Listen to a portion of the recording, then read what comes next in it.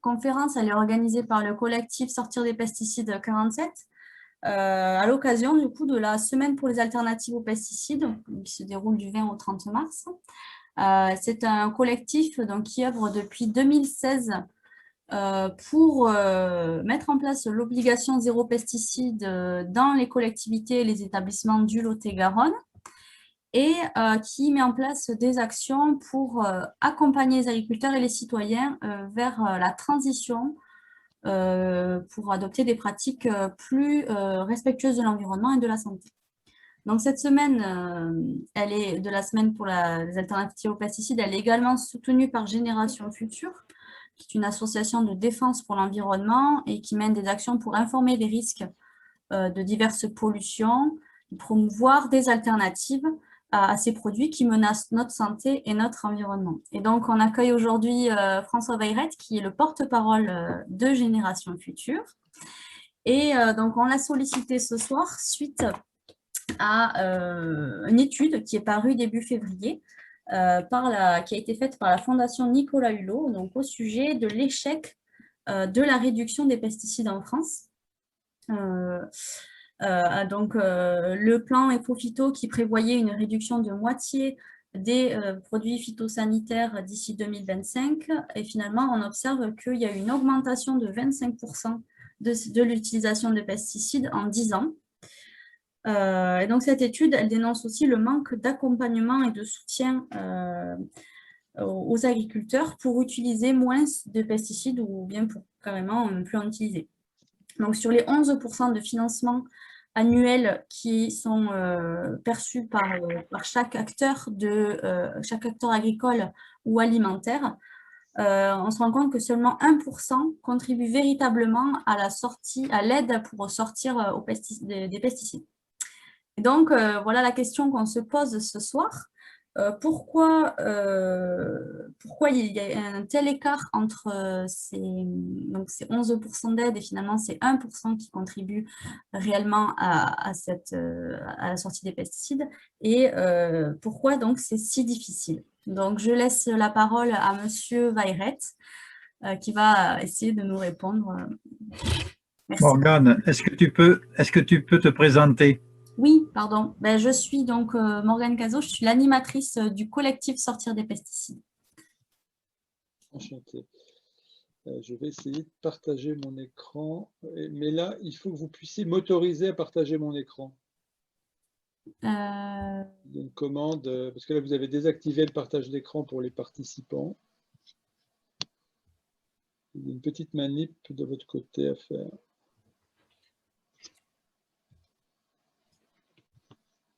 Voilà, c'est bon. C'est bon? Ouais, je suis autorisé. Okay, je retrouve ma présentation. C'est ça. Tac.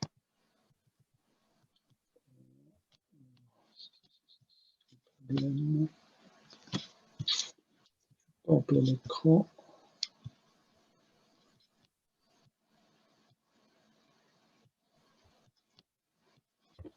Voilà, c'est bon.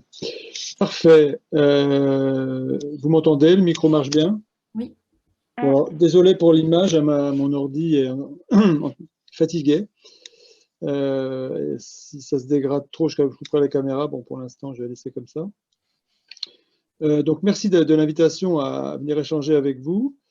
En plus, j'ai retrouvé beaucoup de figures amies, Françoise, Bernard, Patrice aussi du groupe local de Génération Future. Et j'ai pu promettre à Bernard que j'allais lui rendre son blouson, mais ça, ce sera une prochaine fois. Donc, plus sérieusement, cette question, elle est vraiment importante. Hein. Pourquoi est-ce qu'on n'arrive pas en France, alors qu'on a le plan de réduction de l'usage des pesticides le plus ambitieux des pays européens, on est les seuls à avoir un objectif chiffré à ce niveau-là. Pourquoi est-ce qu'on n'y arrive pas depuis plus de 10 ans? Hein. Le plan Ecophyto 2008, donc ça date après le Grenelle de l'environnement, bien sûr, 2008-2018. Il y a eu un autre plan, 2 autres plans depuis, ça ne marche toujours pas. Et effectivement, moi, comme vous, alors Morgane, les grands esprits se rencontrent, hein, parce que j'ai dit, tiens, ce serait bien de commencer avec cette fameuse affaire, cette polémique entre le ministre de l'Agriculture, le nouveau Julien de Normandie, et la Fondation Nicolas Hulot, qui a fait un bon rapport, effectivement, montrant le peu d'efforts financiers sur l'ensemble des subventions accordés à l'agriculture pour réellement réduire les pesticides. Donc la question déjà, c'est est-ce que Julien de Normandie dit vrai quand finalement il soutient que les pratiques ont évolué, qu'il y a eu moins 36% de vente de produits phytosanitaires. Alors, on ne sait pas moins 36 en combien de temps d'ailleurs, hein. C'est pas très rigoureux. Alors les produits de biocontrôle avec une faute d'orthographe multipliée par 2, et les substances prioritaires en forte baisse, moins 77% entre 2018 et 2019, sans qu'on sache très bien ce qui met derrière dans ce décompte-là. Donc ça donne l'impression vraiment d'une situation qui s'améliore énormément. On va voir ce que les chiffres nous disent. Alors ça, ce graphique-là vient du site du ministère de l'Agriculture, et donc il est cohérent avec les propos du ministre. On sait que quand on le regarde, on a l'impression qu'effectivement c'était stable, et puis d'un seul coup, il y a une chute ici. Bon, alors, en sachant que ça, c'est les colonnes en jaune, c'est pas la vente, le total de la vente des pesticides, hein, ça, c'est ce qu'on peut appeler les pesticides chimiques de synthèse, hein, desquels on a retiré les produits utilisables en bio et les produits de biocontrôle. Et ces produits-là, utilisables en bio et les produits de biocontrôle, ils les ont mis dans une autre colonne verte, c'est-à-dire qu'on n'a pas la colonne totale de l'ensemble de la consommation. C'est un chiffre qui n'apparaît pas sur ce graphique, donc qui trompe un peu la vision qu'on a de l'évolution des ventes de produits. Et puis là, en rouge, ils ont fait la moyenne triennale, qui est un bon indicateur, mais encore une fois, en excluant les produits bio et produits de biocontrôle. Ce qui veut dire qu'on n'a pas la donnée globale. Alors, on voit quand même que les produits chimiques de synthèse, là, ils sont à peu près stables, hein, ça monte un peu, ça descend, ça dépend des années. Là, il y a une montée, là, il y a une descente, mais ça ne nous dit pas grand-chose sur l'utilisation globale. Alors, par contre, quand on va sur le site d'Ecophyto, on a un graphique qui est présenté différemment et qui, lui, nous montre bien qu'avec cette ligne jaune-là, on a la somme de tous les produits. Et la somme de tous les produits, on voit qu'elle monte quand même depuis 2009. Là, le décompte a commencé en 2009. Et globalement, il y a une tendance à la hausse jusqu'en 2018 avec une montée. Et il n'y a pas eu de notice de bilan Ecophyto depuis. Donc, quand on l'aura, on verra une baisse en 2019. Mais globalement, on voit que depuis l'origine du plan, on est quand même passé d'à peu près, en QSA, c'est les quantités de substances actives, à peu près là, ici, 64 000 tonnes. À ici 87-88 000. Si on prend l'année d'avant, on était quand même à 70 000. Donc on a augmenté de toute façon, au lieu de descendre, hein, on aurait dû diminuer et on aurait dû être à peu près ici en 2018. Donc on ne peut pas dire que c'est un succès parce que la différence, elle est énorme. Donc, première chose pour répondre à Julien de Normandie. Alors ça ne marche pas, mon truc, je ne sais pas pourquoi. Alors... Voilà. Alors, par ailleurs, le même ministère de l'Agriculture note une chose importante, c'est que pour l'année 2019, comme en 2015, il y a eu une hausse de la redevance pour la pollution diffuse, hein, au 1er janvier, et donc les agriculteurs ont fait des stocks fin 2018. D'ailleurs, ils avaient fait aussi beaucoup de manifestations, mais du fumier, de la boue sur les places de bourg un peu partout en France, notamment la FNSEA. Pour essayer de ne pas avoir cette hausse de redevance. Mais en fait, comme ils l'ont eu, ils ont anticipé les achats. Et donc, il y a eu une augmentation importante des achats fin 2018, qui se manifeste effectivement par, ici, c'est ce pic, et puis une baisse des achats en 2019 parce qu'il y a eu des stocks de fait, ce que le ministère de l'Agriculture reconnaît par ailleurs sur son site. Donc, si le ministre est honnête, il doit dire que 2019 n'est pas une année représentative pour la vente des pesticides parce qu'elle est sous-évaluée, de la même façon que 2018 n'est pas une année représentative parce que les chiffres sont surévalués de la part des stocks. Et en plus, en 2019, il a fait meilleur, donc globalement, il y a eu moins de pression des maladies. Donc, en fait, les années 2018 et 2019 ne nous permettent pas de faire de calculs sur l'évolution de l'usage. Il faut regarder jusqu'en 2017 et il faudra faire une moyenne glissée sur 2018, 2019, 2020 quand on les aura. Donc ça, c'est un chiffre de communication pour faire de la com, c'est moins 36%, mais qui ne veut absolument rien dire, qui n'est pas représentatif. Donc on a quand même un ministre qui fait beaucoup de com et qui n'est pas très sérieux sur ce point-là non plus. Après, le ministère de l'Agriculture dit oui, mais les substances les plus dangereuses ont aussi fortement diminué. Et là, ils nous montrent un beau graphique sur leur site dans lequel ils nous disent, voilà, les CMR, c'est-à-dire les cancérogènes, mutagènes et reprotoxiques, vous voyez, leur part par rapport à la vente totale des substances actives diminue. C'est-à-dire qu'il y a quelques années, ça représentait 28%, là, on est descendu à 14%. C'est-à-dire qu'on a l'impression qu'on a divisé par deux. Mais c'est une présentation assez bizarre, parce que là, on n'a pas l'évolution de la quantité, mais on a l'évolution du rapport par rapport au total. C'est une façon, vous allez voir, biaisée de montrer les choses, parce que quand on regarde pour les mêmes CMR, alors 1 et 2, hein, c'est les mêmes qu'on retrouve ici, les 1 sont en orange et les 2 sont en rose. Donc là, ici, les 1 sont en rose et les 2 sont en bleu. On voit bien qu'on n'a pas une forte baisse. Hein. C'est assez stable, ça descend un peu, ça remonte, ça descend, ça remonte, une très légère baisse. Et pour les CMR1, c'est-à-dire les plus certains, les plus repérés par la législation, on a une baisse et puis une remontée en 2018 qui n'est pas très significative, hein, parce que 2018, ce n'est pas vraiment la bonne année. Donc on a une légère baisse, alors que dans ce graphique-là, la baisse, elle est exagérée, parce qu'en fait, au lieu de comparer en masse, ce qu'on fait là, c'est le rapport avec la quantité totale vendue, et comme globalement, les ventes totales de pesticides ont augmenté sur cette période-là, même si votre part de substances CMR diminue, ça ne veut pas dire que la quantité diminue, c'est relatif à la quantité totale. Donc sur une période dans laquelle le volume total augmente, c'est une supercherie de présenter le chiffre comme il le présente là en pourcentage de la quantité. Il faut mieux regarder les quantités tout simplement, et on voit qu'il y a une petite baisse, mais qui n'est pas si énorme que ça. Donc on voit que la communication du ministère est très orientée, au moins avec ce nouveau ministre, encore, je dirais pire qu'avant. Et d'ailleurs, en plus, cette diminution des CMR, elle s'explique en plus par la réglementation européenne, et la France n'a pas grand-chose à voir là-dedans, parce que le règlement de 2009 sur les pesticides, hein, 1107-2009, prévoit que une substance qui est cancérogène 1A ou 1B, la même chose pour les mutagènes et les reprotoxiques, hein, 1A ou 1B, c'est-à-dire certain ou probable, elle ne peut pas être réhomologuée. C'est pas possible, il y a une exclusion automatique. Donc en fait, c'est le règlement européen qui programme une exclusion de ces catégories-là au fur et à mesure. Et donc on va voir les CMR, de toute façon ça va s'éteindre, les 1, catégorie 1, parce qu'à chaque fois qu'ils vont revenir à autorisation, quand ils reviennent à autorisation, ils ne sont pas réautorisés automatiquement. Et donc comme ça va s'épurer.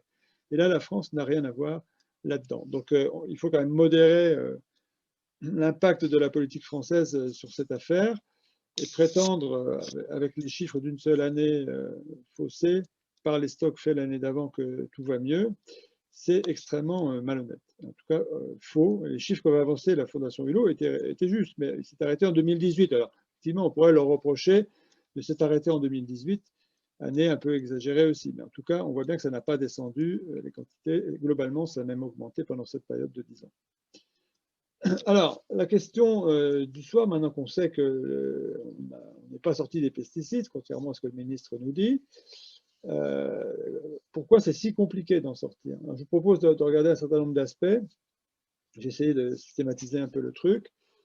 Déjà, essayer de comprendre la logique du système de production actuel et la logique d'utilisation des pesticides dans le système agricole, qui donc est basé, on le verra, sur l'utilisation des pesticides, et qui a donc cette utilisation et les autres choix techniques faits dans cette agriculture des conséquences désastreuses, parce que les pesticides peuvent même rendre les plantes malades, ce qui nécessite après plus d'utilisation encore de pesticides dans un cercle vicieux.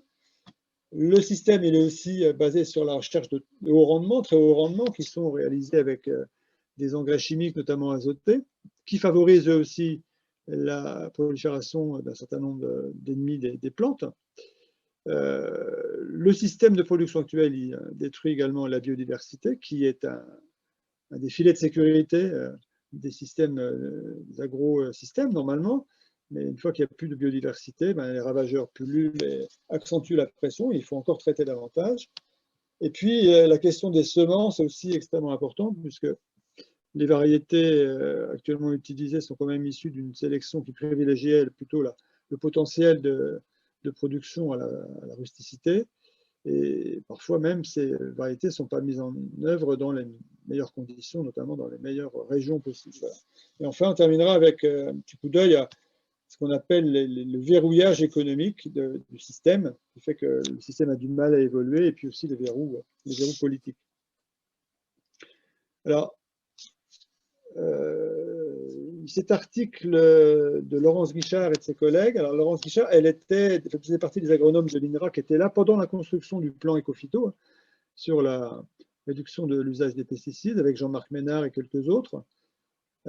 Parce que quand il a fallu que le plan Ecophyto soit construit, l'INRA se sont dit, mais en fait, est-ce qu'on a des spécialistes des réductions de doses, des systèmes à bas niveau d'intrants, etc. Et il y a des gens qui ont dit, si, il y a Jean-Marc Ménard, il y a Laurence Guichard, etc. Et c'est quelqu'un de remarquable et qui a fait un travail extraordinaire. Alors, ils ont fait une publication extrêmement intéressante, je crois que c'était 2017, celle-ci, dans laquelle ils décryptent un peu les raisons de l'échec. Et aussi les raisons d'espérer, heureusement, mais surtout les raisons de l'échec. Alors, c'est très intéressant, c'est un article qui est très abordable, mais très, très quand même fouillé, réfléchi, et qui commence à expliquer d'abord pourquoi et comment la logique actuelle d'utilisation des pesticides conditionne un peu les choses, elle les rend un peu difficiles. À travers un certain nombre d'exemples, en disant par exemple que pour le blé, le but étant d'obtenir un rendement élevé, les techniques étaient plutôt de faire un semis-dense pour espérer donc avoir plus de pieds, donc plus de rendement, précoce pour que la plante puisse plus longtemps et avoir plus de rendement, avec des engrais azotés utilisés dans des quantités très importantes pour pouvoir faire encore ce rendement, avec une variété aussi sélectionnée pour sa productivité. Et donc tous ces facteurs mis bout à bout rendent obligatoire, nous disent les auteurs, l'utilisation de pesticides. Donc ces raisonnements, nous disent-ils, sont toujours à l'œuvre, hein, ça c'est en 2017, je pense que c'est encore vrai aujourd'hui, bien qu'on nous dise parfois le contraire. Et ils ajoutent aussi que la spécialisation des terroirs, des exploitations, qui ont entraîné un raccourcissement des rotations, contribue dans les pratiques à une utilisation importante de pesticides, puisque le but étant de maximiser la fréquence de retour des espèces, les cultures plus rentables, ainsi que leur productivité. Donc les agriculteurs utilisent et privilégient des options techniques qui de fait donc favorisent les ennemis des cultures et les contraignent finalement, in fine, à avoir un recours aux pesticides chimiques qui sont, alors eux ils disent la clé de voûte du système, moi j'appelle ça la béquille, parce que si on retire la béquille, tout se casse la gueule. Remarquez, la clé de voûte comme image, c'est bien aussi, sortir la clé de voûte, ça se casse aussi la figure. Donc ça, c'est je trouve une bonne analyse pour commencer, parce qu'on voit très bien que le système de production agricole tel qu'il a été mis en œuvre, pour eux, est clairement un système qui programme et qui nous conduit à l'utilisation de pesticides importantes. Et quand on va l'analyser, je propose de regarder un certain nombre de points ensemble dans le détail, on comprend mieux comment et pourquoi. Alors, je ne peux pas commencer sans citer Francis Chaboussou, qui était un chercheur d'INRA, qui a écrit un bouquin qui a été réédité là, chez Tovi, et dont j'ai eu l'honneur d'écrire la préface avec mon collègue Georges Toutain, qui a écrit la postface, qui écrit ce bouquin « Les plantes malades des pesticides », dans lequel il explique comment, justement, les pesticides peuvent parfois, finalement, perturber la physiologie de la plante et la rendre plus appétente pour un certain nombre de parasites. Et il a créé cette théorie du nom de trophobiose, voilà, qui explique comment ces traitements chimiques contribuent à développer dans la plante des éléments qui permettent aux champignons, aux acariens, aux insectes, etc., aux bactéries, aux virus de proliférer. Ce qui était quand même quelque chose d'assez contre-intuitif, mais démontré de manière extrêmement scientifique dans le bouquin. Alors, il n'a pas eu vraiment de successeur à l'INRA, Francis Chaboussou, mais bon, il y a quand même des travaux maintenant qui viennent un peu éclairer ça d'un jour nouveau, mais il est extrêmement précurseur parce que c'est les années 70. Hein. Voilà, ça fait donc un demi-siècle. Et voici quelques exemples de ce qu'il avance. Hein. Le premier exemple ici sur la vigne, où vous voyez, en fonction des traitements, le décompte en termes d'acariens, après, je pense que ça doit être par unité de surface ou par plante ou par feuille, on voit très bien que là, sur le témoin, on a moins d'acariens que sur les plantes avec les différents traitements, où on a une demi-fois plus, ou bien jusqu'à 5 ou 6 fois plus pour le parathion. Donc là, c'est quelque chose qui est très étudié dans son bouquin, une perturbation du métabolisme de la plante qui va la rendre beaucoup plus appétante. De la même façon, on a des études qui nous montrent qu'avec le glyphosate, on a plus de fusariums qui vont apparaître, quel que soit le mode de travail du sol par ailleurs.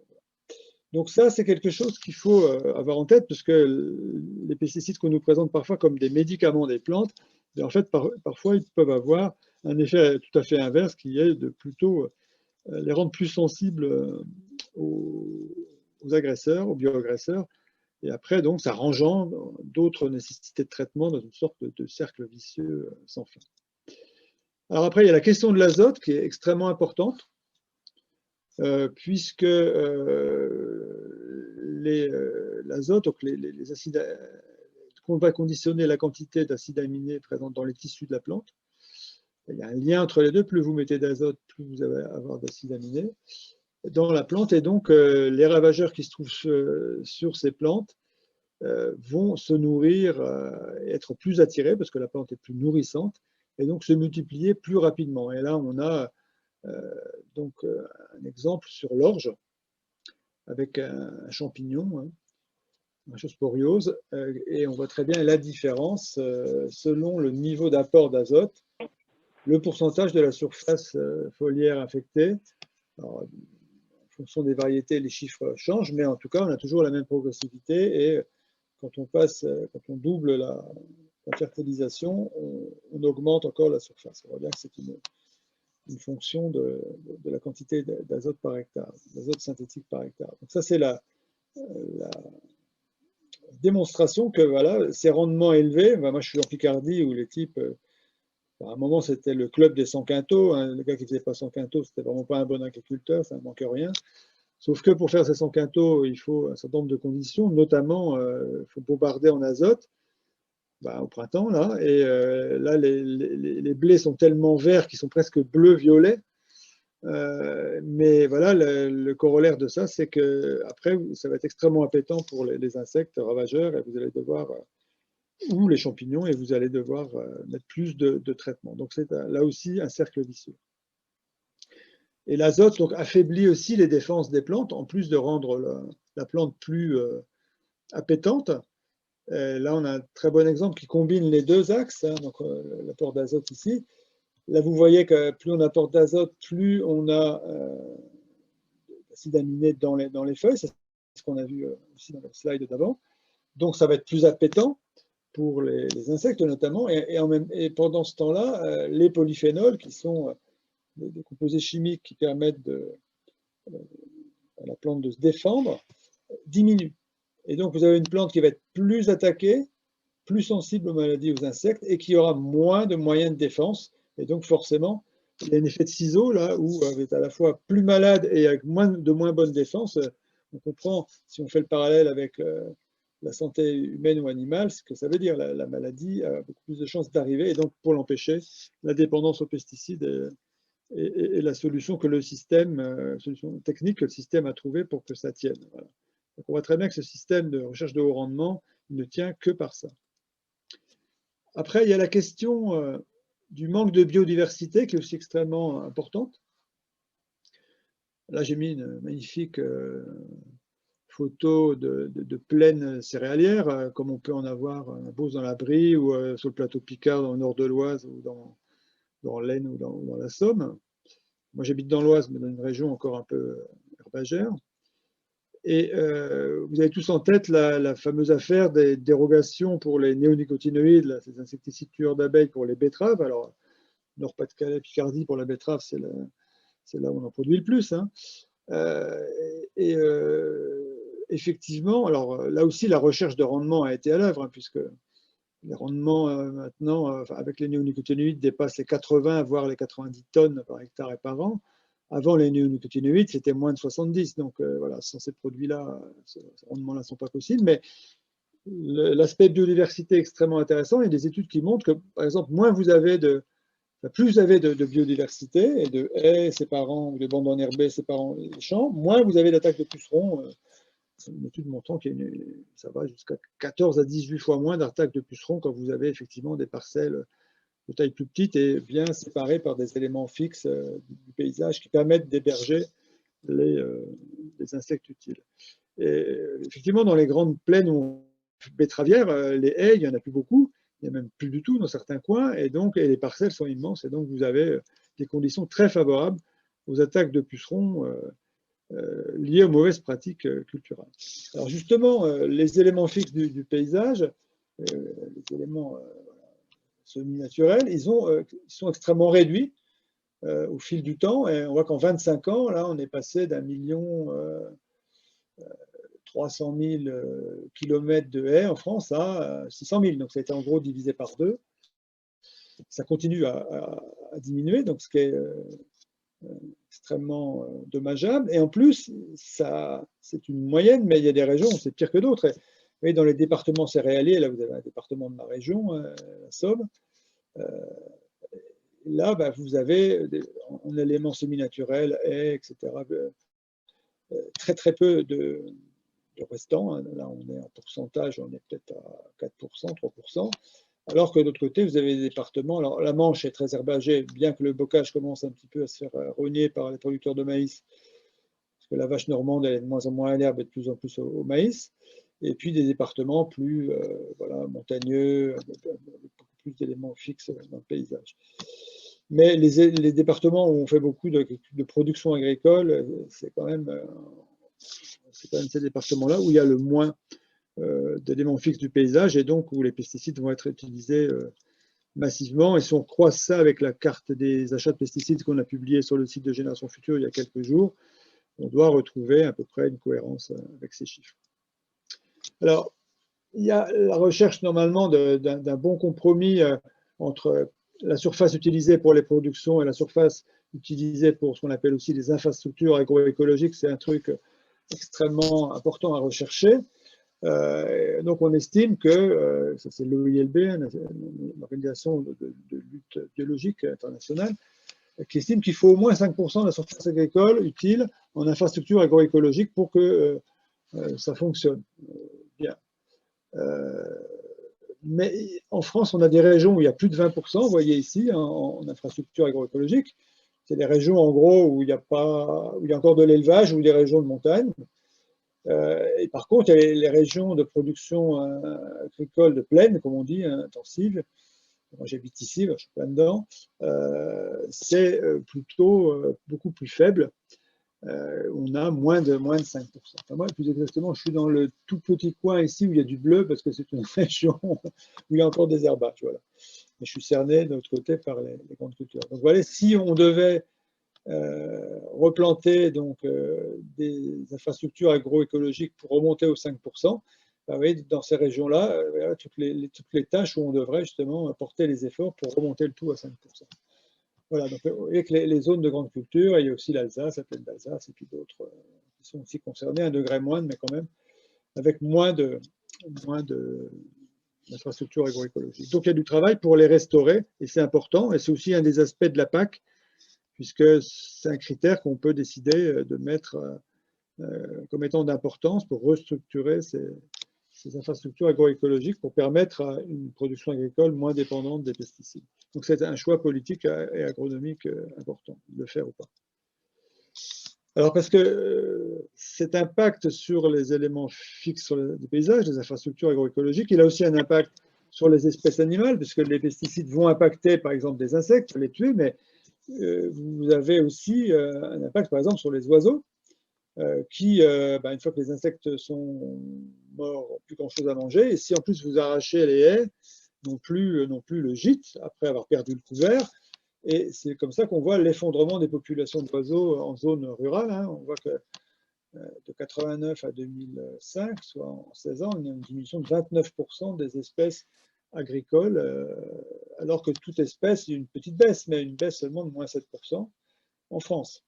Donc on voit très bien que l'effondrement des effectifs, des populations d'oiseaux en France, il est bien plus important en zone agricole puisque c'est des espèces qui sont inféodées, que dans les autres espaces. Et donc ça va avoir un impact après négatif sur l'agriculture, puisque vous n'avez pas d'oiseaux pour aller boulotter les chenilles ou les pucerons, c'est une pression encore supérieure sur les cultures et l'utilisation de pesticides qui va avec. On voit par contre que selon le mode de culture, vous allez avoir des résultats différents. Par exemple, entre l'agriculture biologique, ça, c'est les pièges de confusion sexuelle. C'est des systèmes intensifs dans lesquels il n'y a pas d'utilisation d'insecticides. Et ça, c'est le conventionnel chimique pur et dur. On voit bien la différence en abondance d'oiseaux. En bio, bien sûr, il n'y a pas photo. Et si on regarde, par exemple, les insectivores, entre le bio et le conventionnel, là, c'est x4. Donc là, on aura 4 fois moins 4 ou 5 fois moins d'oiseaux insectivores dans un espace agricole avec l'agriculture conventionnelle chimique. Et donc, forcément, la pression des insectes ravageurs, elle va être beaucoup plus importante dans ces espaces-là qu'en agriculture biologique. L'agriculture biologique, elle n'a pas de produits chimiques, elle a très très peu de produits autorisés, pas de chimiques de synthèse. Et donc, les insecticides, il n'y a pas grand-chose.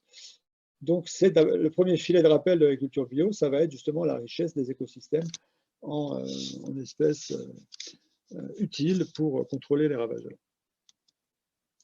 Après, il y a cette question de la taille des parcelles, qui est un peu liée d'ailleurs à la question des éléments fixes du paysage, puisque vous avez souvent tendance à avoir des grandes parcelles dans les open fields où on a remembré et on a arraché les haies.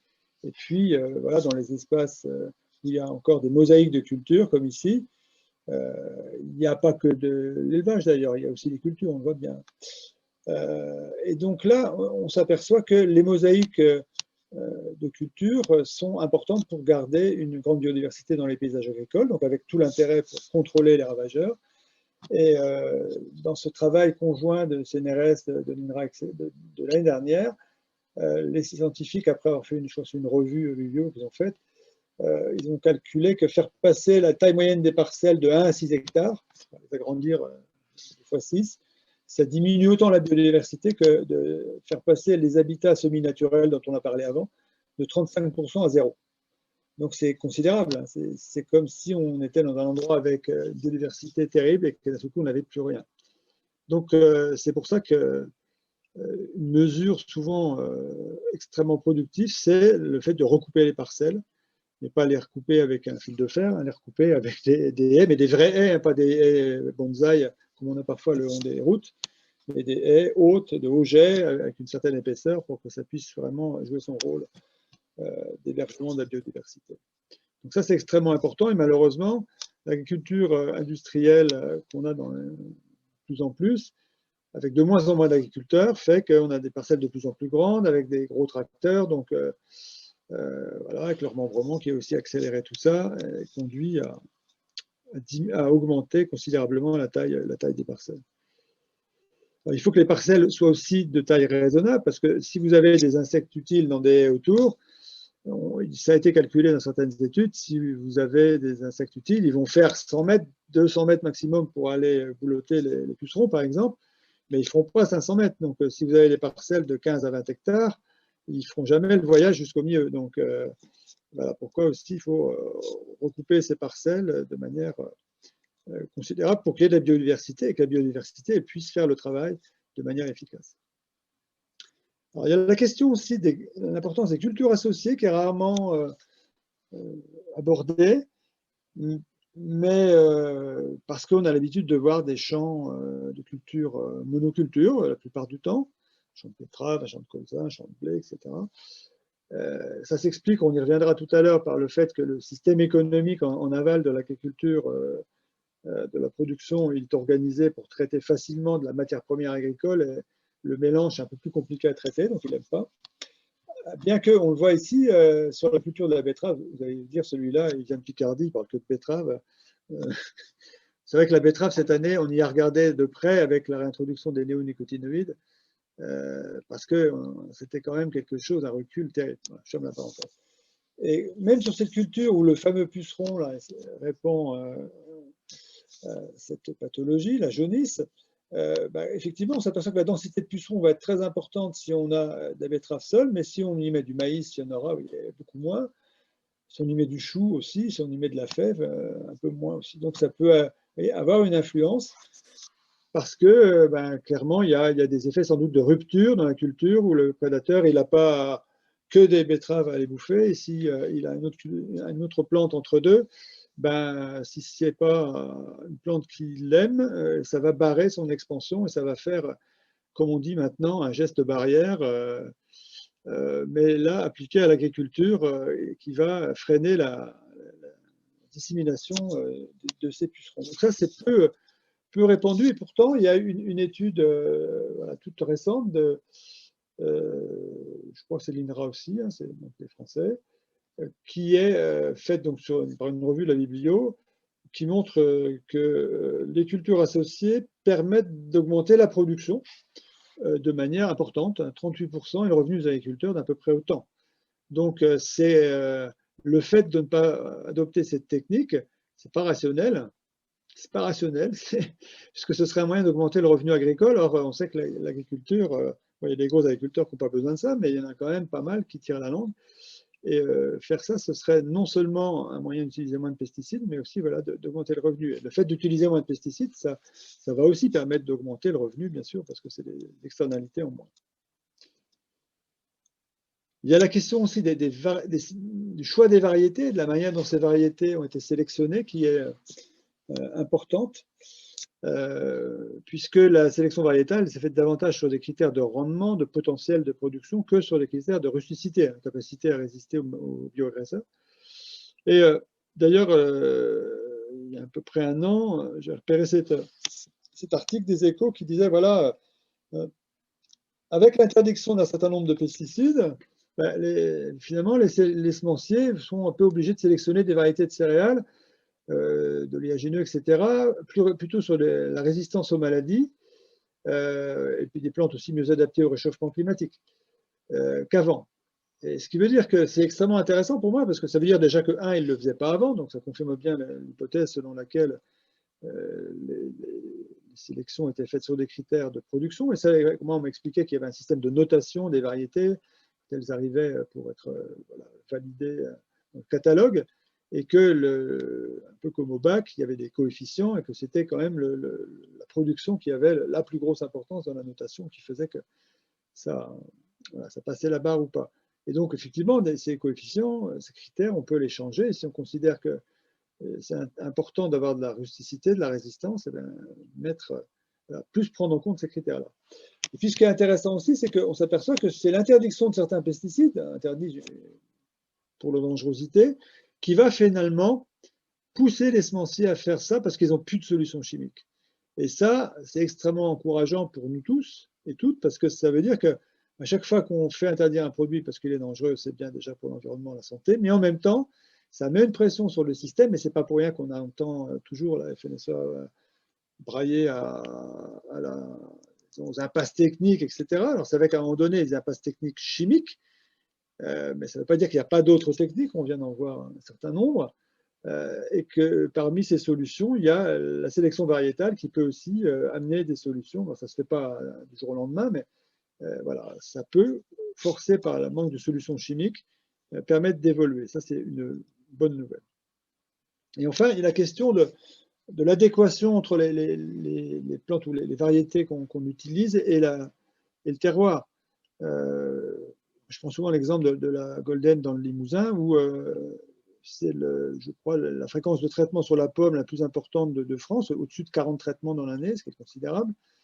Alors qu'eux, ils ont développé une marque autour de la Golden, qui est une pomme qui est sensible à la tavelure. Vous voyez dans le triangle là, des diverses maladies. Donc une maladie cryptogamique, un champignon. Et dans une région, le Limousin, qui est une région qui est quand même sous influence océanique, donc humide. Et donc vous avez les pluies de printemps qui sont notées là par le site Cofito, et en même temps la sensibilité variétale de la Golden qui fait que voilà, en fait la Golden elle est mieux en Ardèche à 800 mètres ou 600 mètres d'altitude, dans un endroit où c'est assez sec, pas trop chaud quand c'est un peu en altitude, que dans une région à dominance plutôt sous influence climatique océanique. Donc pas une bonne idée. Donc ça c'est aussi le fait de pouvoir choisir des variétés adaptées à son terroir, alors qu'on est plutôt dans un système où c'est one fits all, disent les Anglais, c'est-à-dire il y a une taille unique et on met ça pour tout le monde sur le territoire ou pour des grandes zones du territoire, alors que ce n'est pas pertinent. Voilà. Ça, c'est tous les aspects un petit peu pratiques de dérive du système. Et l'aspect, je dirais, sociologique, économique le plus important, toujours dans la première étude qu'on a vue tout à l'heure, c'est l'aspect du verrouillage, je dirais, technique, économique autour des pesticides. C'est bien expliqué par les auteurs de cette étude que je vous encourage à aller regarder sur Internet, elle est en accès libre. Il y a déjà un certain nombre de contraintes. Les acteurs de la recherche et développement, les acteurs de conseil agricole, eux, ils ne vont pas aller forcément chercher des voies d'action qui sont dans la réduction, dans les changements de système, mais ils vont plutôt aller regarder du côté de l'adaptation des systèmes. Parce qu'ils ont un certain nombre de contraintes, qui sont dans leur filière. Alors, les auteurs donnent un certain nombre d'exemples. Par exemple, pour les variétés de pommes de terre résistantes au mildiou, ce n'est pas retenu par les industriels parce que en aval, ça impliquerait un changement de système, un changement de process dans la transformation. Là, on est sur des filières très agro-industrielles, comme la betterave, où tout est calibré un peu pour un type de produit. Donc là, ça demanderait aussi un changement de l'ensemble de la filière jusqu'à l'aval. Et donc, il y a une résistance de l'aval au changement qui fait que l'amont ne change pas non plus. Pareil pour les variétés de blé en association, qui sont efficaces pour réduire les fongicides. Ça se heurte un peu à la résistance des meuniers qui, eux, préfèrent faire des assemblages de farines de variétés plutôt que faire la culture de mélange en amont. Ça, c'est une nouvelle culture, et c'est-à-dire qu'il faudrait que les producteurs travaillent avec la filière et les meuniers. Voilà, donc ce n'est pas quelque chose qui se fait facilement, et ça, c'est un frein. De la même façon, les systèmes dits à bas niveau d'intrants, les systèmes qu'on repense complètement pour diminuer la pression, alors ça va être les systèmes dits systèmes de production intégrés, hein. Je mets le bio de côté qui lui est encore jusqu'au bout de la démarche. Pour le blé, ça va être, on va faire exactement l'inverse de ce qu'on a vu avant, c'est-à-dire quand on fait du blé dans un itinéraire à bas niveau d'intrants, ça va être les variétés choisies pour la rusticité, ça va être moins de densité dans les semis pour assurer une aération au printemps quand ça pousse, moins de maladies donc. Ça va être garder des bandes enherbées autour des parcelles, et puis ça va être des semis un peu retardés pour que justement ce soit moins dense au printemps pour diminuer la pression des maladies. C'est exactement le contraire de ce que les auteurs de cette étude ont noté dans le système intensif. Et bien ça, ce n'est pas des systèmes qui vont être diffusés spontanément par les acteurs du conseil agricole. Pourquoi? Parce qu'ils sont aussi dépendants des COP et qu'ils craignent de réduire les volumes collectés. Et il y a un gros rapport qui a été fait dans le cadre d'Ecofito en 2010, Ecofito Recherche-Développement, qui montrait bien que pour les grandes cultures, en gros, le blé, les colzas, machin, bon, la pomme de terre à part, on sait faire avec moins 50% de pesticides, hein, c'est les systèmes vraiment de production intégrée, que ça induit une baisse de rendement d'à peu près 10%, 8-10%, mais que ça n'induit pas de réduction de recettes et de revenus pour les agriculteurs parce que finalement, ils perdent en volume, mais comme ils dépensent moins en engrais et beaucoup moins en pesticides, ils s'y retrouvent. Mais bien sûr, ça, si c'est neutre pour l'agriculteur, ce n'est pas neutre pour la COP qui a moins de volume, et donc les techniciens qui dépendent de la COP, ils ne sont pas poussés à faire du conseil allant dans le sens d'un changement assez radical des systèmes de culture. Donc, ils vont plutôt conseiller une optimisation de la technique actuelle, mais sur des modèles qui sont à l'identique. De la même manière que les associations d'espèces, la diversification des cultures se heurtent, elles, à d'autres contraintes, des contraintes de logistique, etc., qui sont des contraintes industrielles et pas des contraintes agricoles. Voilà. À chaque fois qu'on veut, par exemple, aussi allonger une rotation, introduire une nouvelle culture, il faut que la coopérative du coin, si on introduit de la luzerne, par exemple, il faut peut-être aussi trouver les marchés pour la luzerne. Donc ça veut dire qu'il faut que tout le monde travaille ensemble, et ce n'est pas si évident. Et tout ça, c'est des freins quand même au changement de pratique. Donc, cette analyse-là me semble intéressante. Ils ont été au-delà, donc en essayant de voir l'ensemble des freins notés.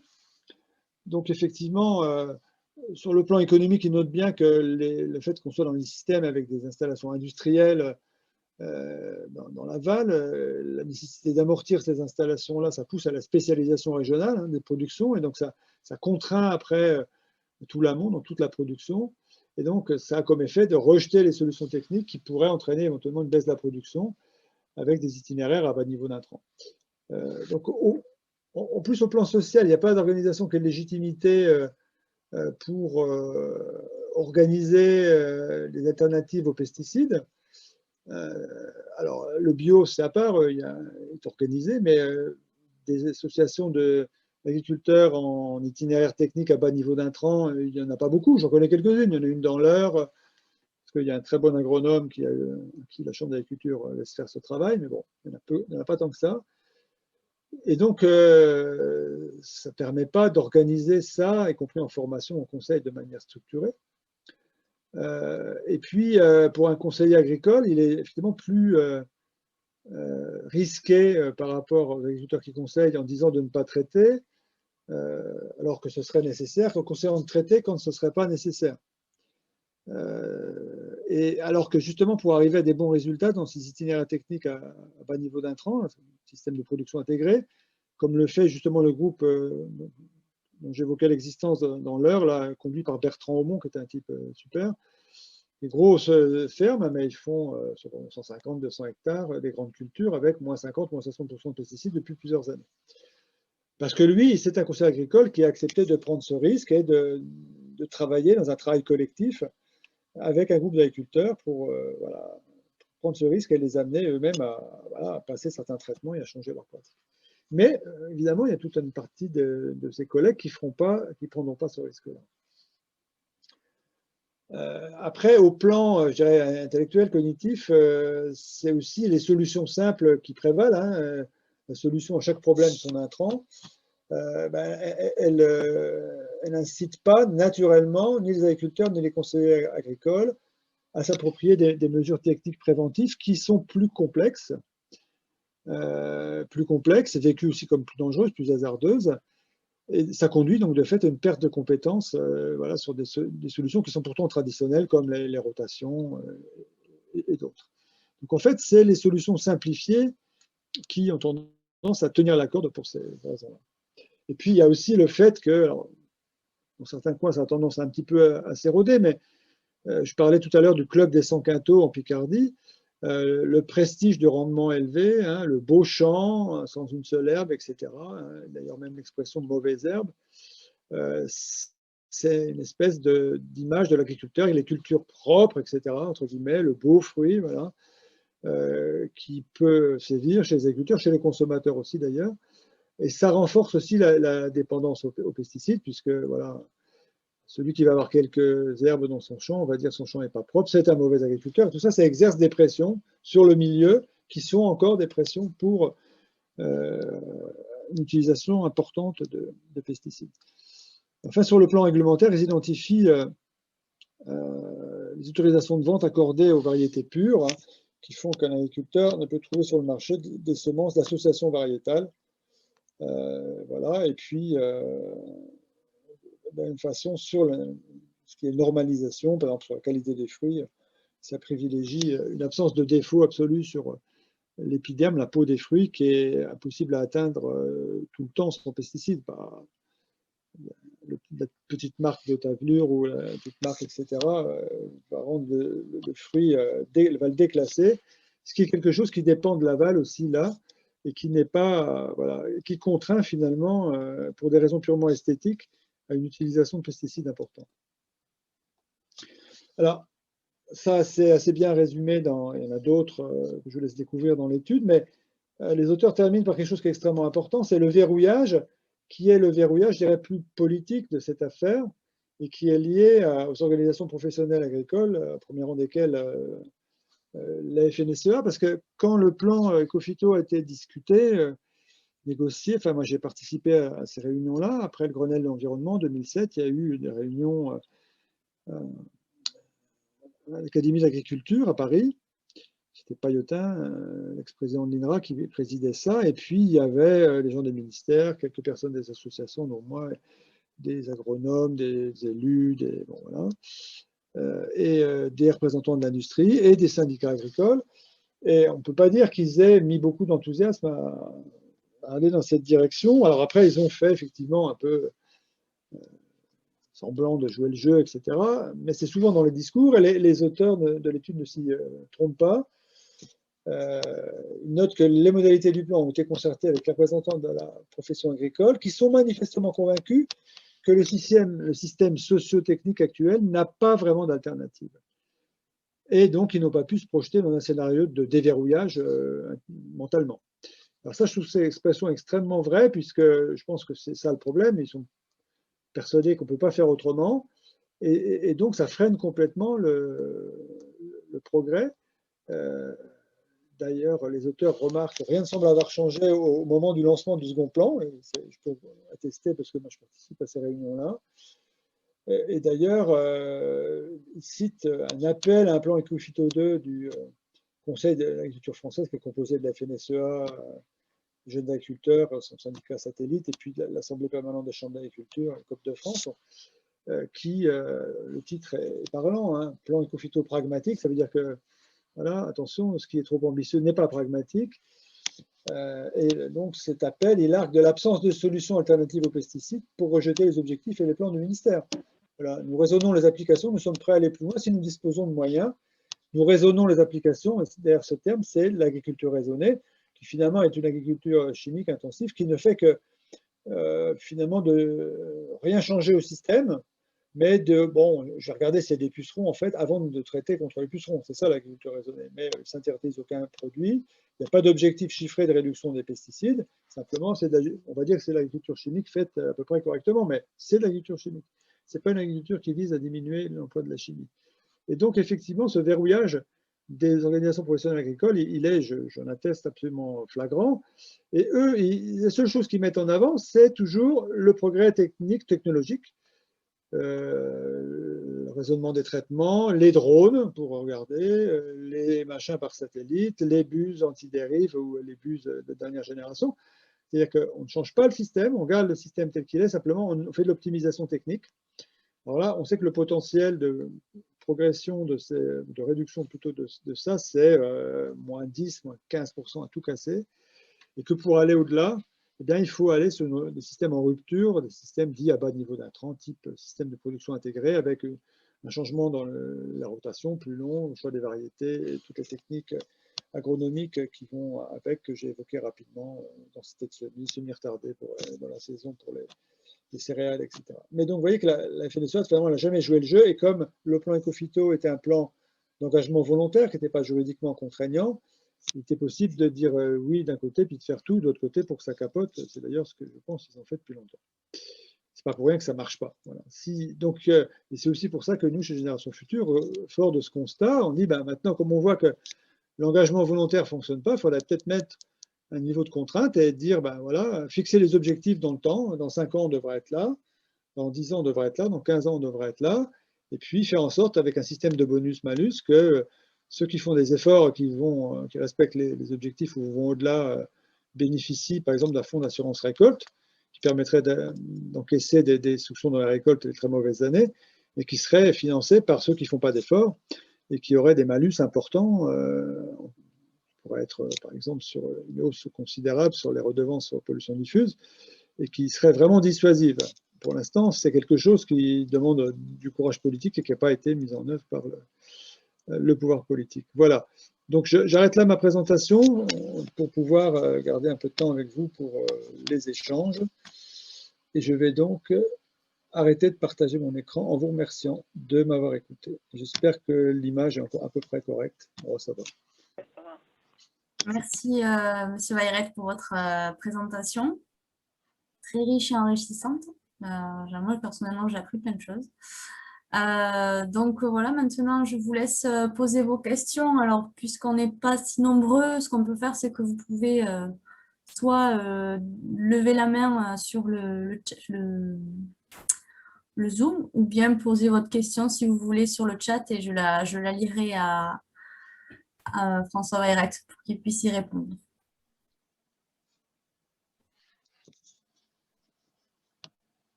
Ah, Françoise. Oui, allez, Françoise. Le son. Vous avez coupé le micro. Voilà, c'est bon? Oui. Alors, quid de la HVE, haute valeur environnementale, qui nous est présentée comme la panacée, la réponse universelle pour aller vers l'agroécologie. Donc voilà, alors, je pense que vous connaissez les études qui ont été faites. Il y a une étude de l'IDRI aussi qui est sortie récemment, mais comment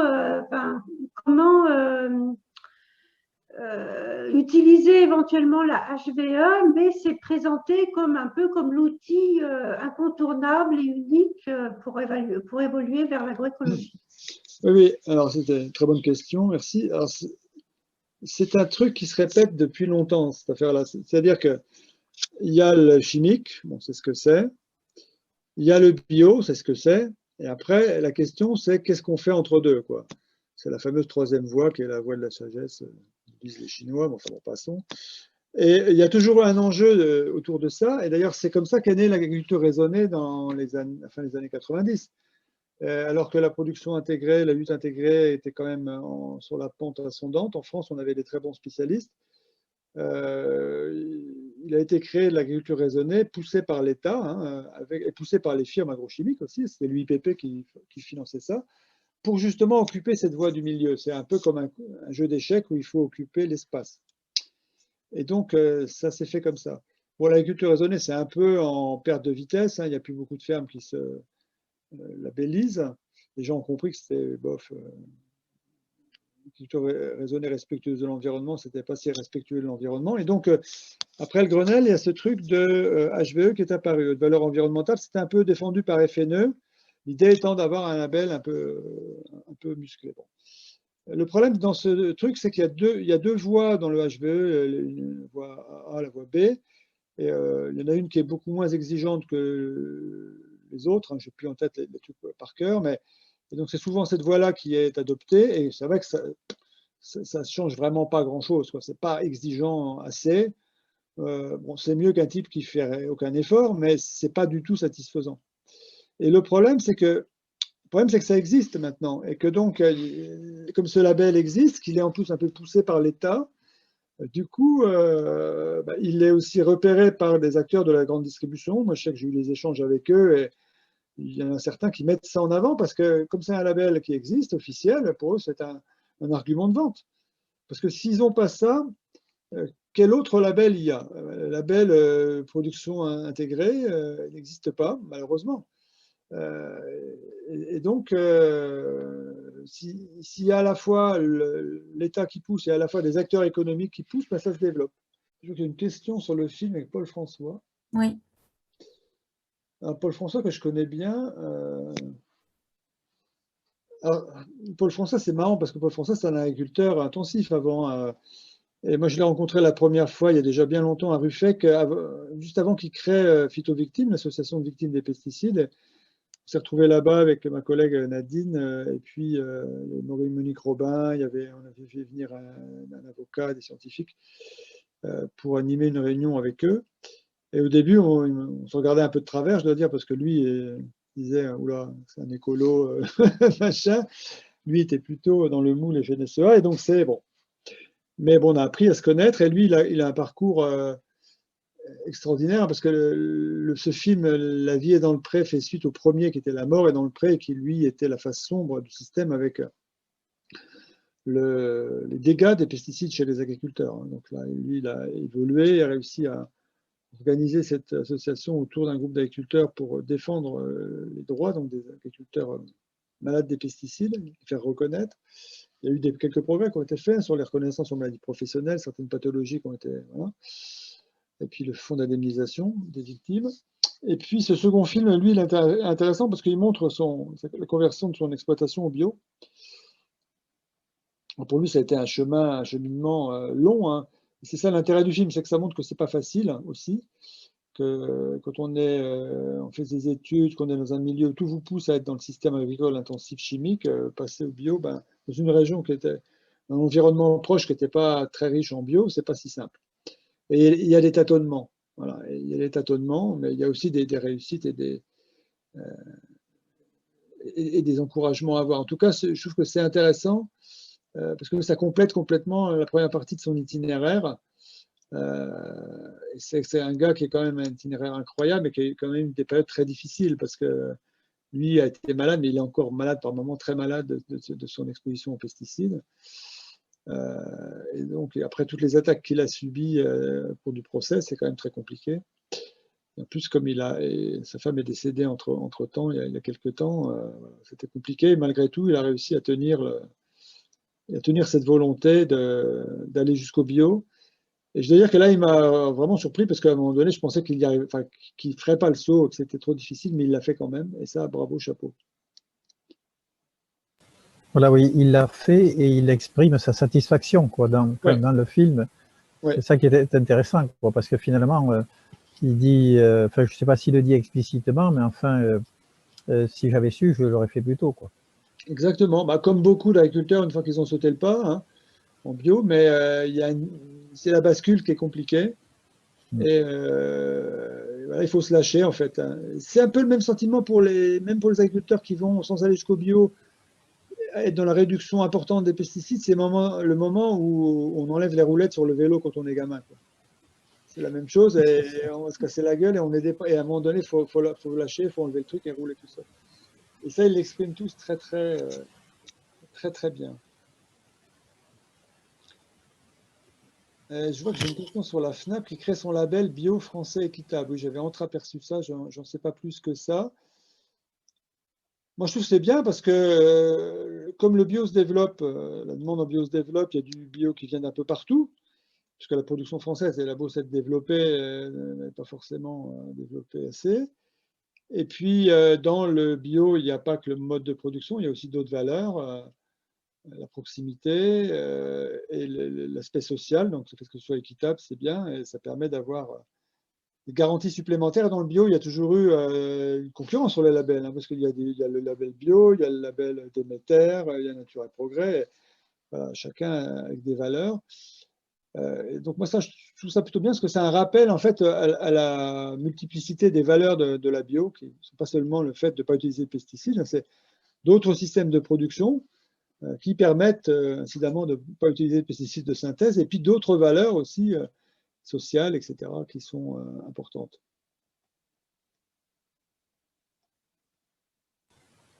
Après, tu as bien expliqué dans ton intervention les éléments pour augmenter la biodiversité, pour utiliser donc des variétés russes.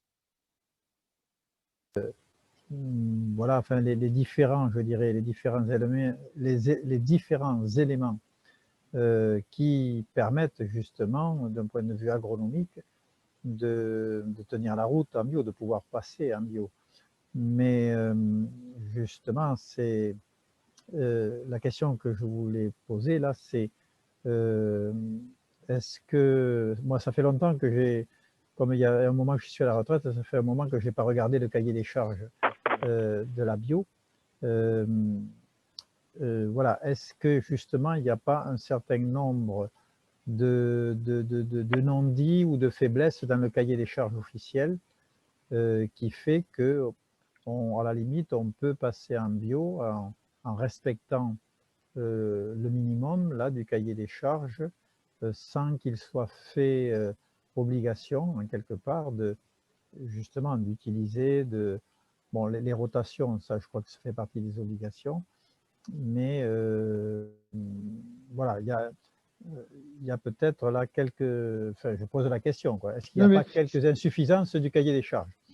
Alors, bon, c'est une question très intéressante. Alors, c'est vrai que le cahier des charges, bon, il a tendance à évoluer avec le temps. Moi, je ne connais pas par cœur toutes les dernières évolutions, mais ce qui est sûr, c'est qu'il y a un risque. Il y a un risque d'évolution négative. Tu sais, la présidente de Génération Future, Maria Pelletier, elle travaille avec son mari dans une meunerie qui fait que des aliments et de la farine en bio. C'est leur entreprise. Et en même temps, elle est investie dans les instances nationales du bio depuis longtemps. Et donc, elle participe à des tas de réunions, y compris où les acteurs des filières expriment des souhaits sur l'évolution du cahier des charges.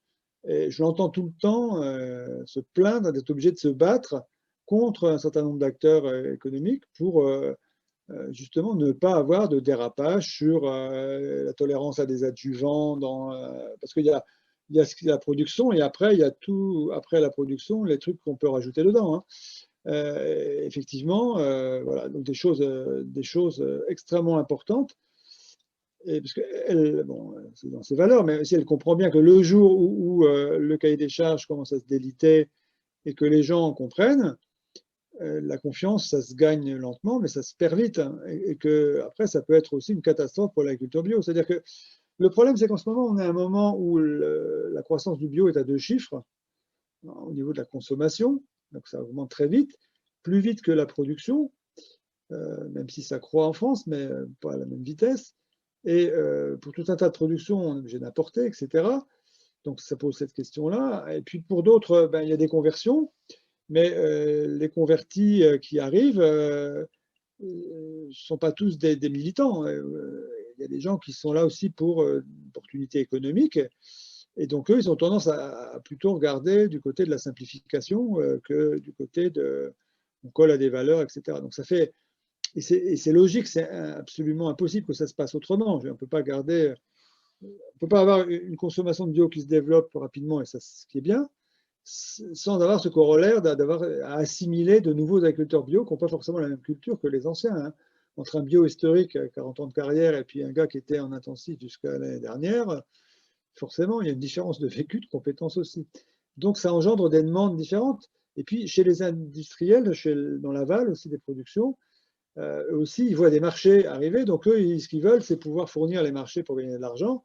Et donc la tendance, ce serait quand même de simplifier toutes les contraintes. C'est la vieille rengaine de la simplification des contraintes qu'on entend à longueur d'année. Et là, ça s'applique aussi, quoi. Donc effectivement, je dirais qu'en ce moment, le cahier des charges, il tient toujours. Bon, dans le détail, il y a peut-être 2-3 trucs qui ont été rognés, mais je ne pense pas que ce soit majeur. Mais c'est un truc à surveiller comme le lait sur le feu, effectivement. Parce que ça pourrait être le corollaire d'une espèce de bio-rabais industriel et qui serait. Voilà. Et c'est vrai qu'après, le fait qu'il y ait d'autres labels qui se créent, comme le label de la FNAB, ça veut dire qu'il y a besoin de réaffirmer d'autres valeurs qui sont traditionnelles de la bio, hein, valeurs surtout d'éthique, et qui on ne retrouve pas dans le cahier des charges en tant que tel, et qu'il faut bien réaffirmer. Et ce qui est intéressant d'ailleurs pour les producteurs affiliés, parce que pour le coup, il y a quand même beaucoup de consommateurs de bio qui sont attachés à ces valeurs-là, même s'il y a aussi du côté des consommateurs, des nouveaux consommateurs, qui ne recherchent pas forcément la même chose que les plus anciens. Hein. Ils viennent plus peut-être des fois pour des trucs un peu santé, bien-être, sans avoir la vision globale de l'impact sociétal de la bio, etc. Et donc, c'est pour ça qu'il ne faut pas confondre le bio et la bio. Enfin, on peut partir dans une discussion là-dessus, parce que la bio, ça va bien au-delà de l'aliment bio en tant que tel. C'est vrai que c'est un problème, ça a été dans l'histoire de la bio, qui n'est pas si longue quand même que ça. Ça a toujours été un petit peu le problème. Moi, j'ai fait partie de la commission nationale, justement, mais qui n'était pas européenne encore à ce moment-là. Et il y avait toujours un petit peu, dans les débats pour arrêter justement, pour prendre des positions sur les règles, il y avait toujours un petit peu cette opposition entre la position d'ailleurs qui était tenue par les représentants des organisations de producteurs, d'exigence sur les règles de qualité, et en face l'agroalimentaire, alors pas n'importe laquelle quand même, mais enfin les grosses coopératives qui étaient à ce moment-là étaient déjà présentes dans ces commissions et voulaient se lancer dans le bio, et qui poussaient justement à la simplification et qui voulaient évidemment avoir le moins d'investissement à faire dans la transformation de leur process de transformation, par exemple. C'est ça. Après, l'autre écueil, c'est aussi les prix, parce que effectivement, comme les gens vont quand même majoritairement dans les supermarchés, c'est comme ça, il y a une partie de la consommation bio qui va se faire dans les supermarchés, une partie croissante, et donc le danger, ce serait que les acheteurs, on connaît leurs pratiques, ils aient tendance à tirer les prix comme ils l'ont fait en conventionnel, etc. Et à un moment donné, ça passe vraiment plus en bio. Et ça pourrait engendrer des catastrophes aussi économiques qui feraient reculer des producteurs, les feraient revenir, faire partir du bio pour revenir au conventionnel, si, voilà, si on ne veille pas aussi à défendre les prix à la production. Il faut faire attention qu'il ne se passe pas la même chose en bio que s'est passé en conventionnel également. Parce que le bio, c'est un prix, c'est normal. Les rendements sont différents, il y a plus de travail par unité produite, et donc tout ça, c'est... On a l'impression quand on dit qu'il y a plus de travail en bio, c'est ah là, il y a plus de travail. Quelle malédiction! J'avais cru comprendre qu'il y avait quelques chômeurs dans notre pays. Moi, je trouve que c'est une bonne nouvelle. Ça crée de l'emploi à l'hectare, formidable. Ce n'est pas une variable d'ajustement, l'agriculteur. Hein. Malheureusement, c'est comme ça que c'est perçu.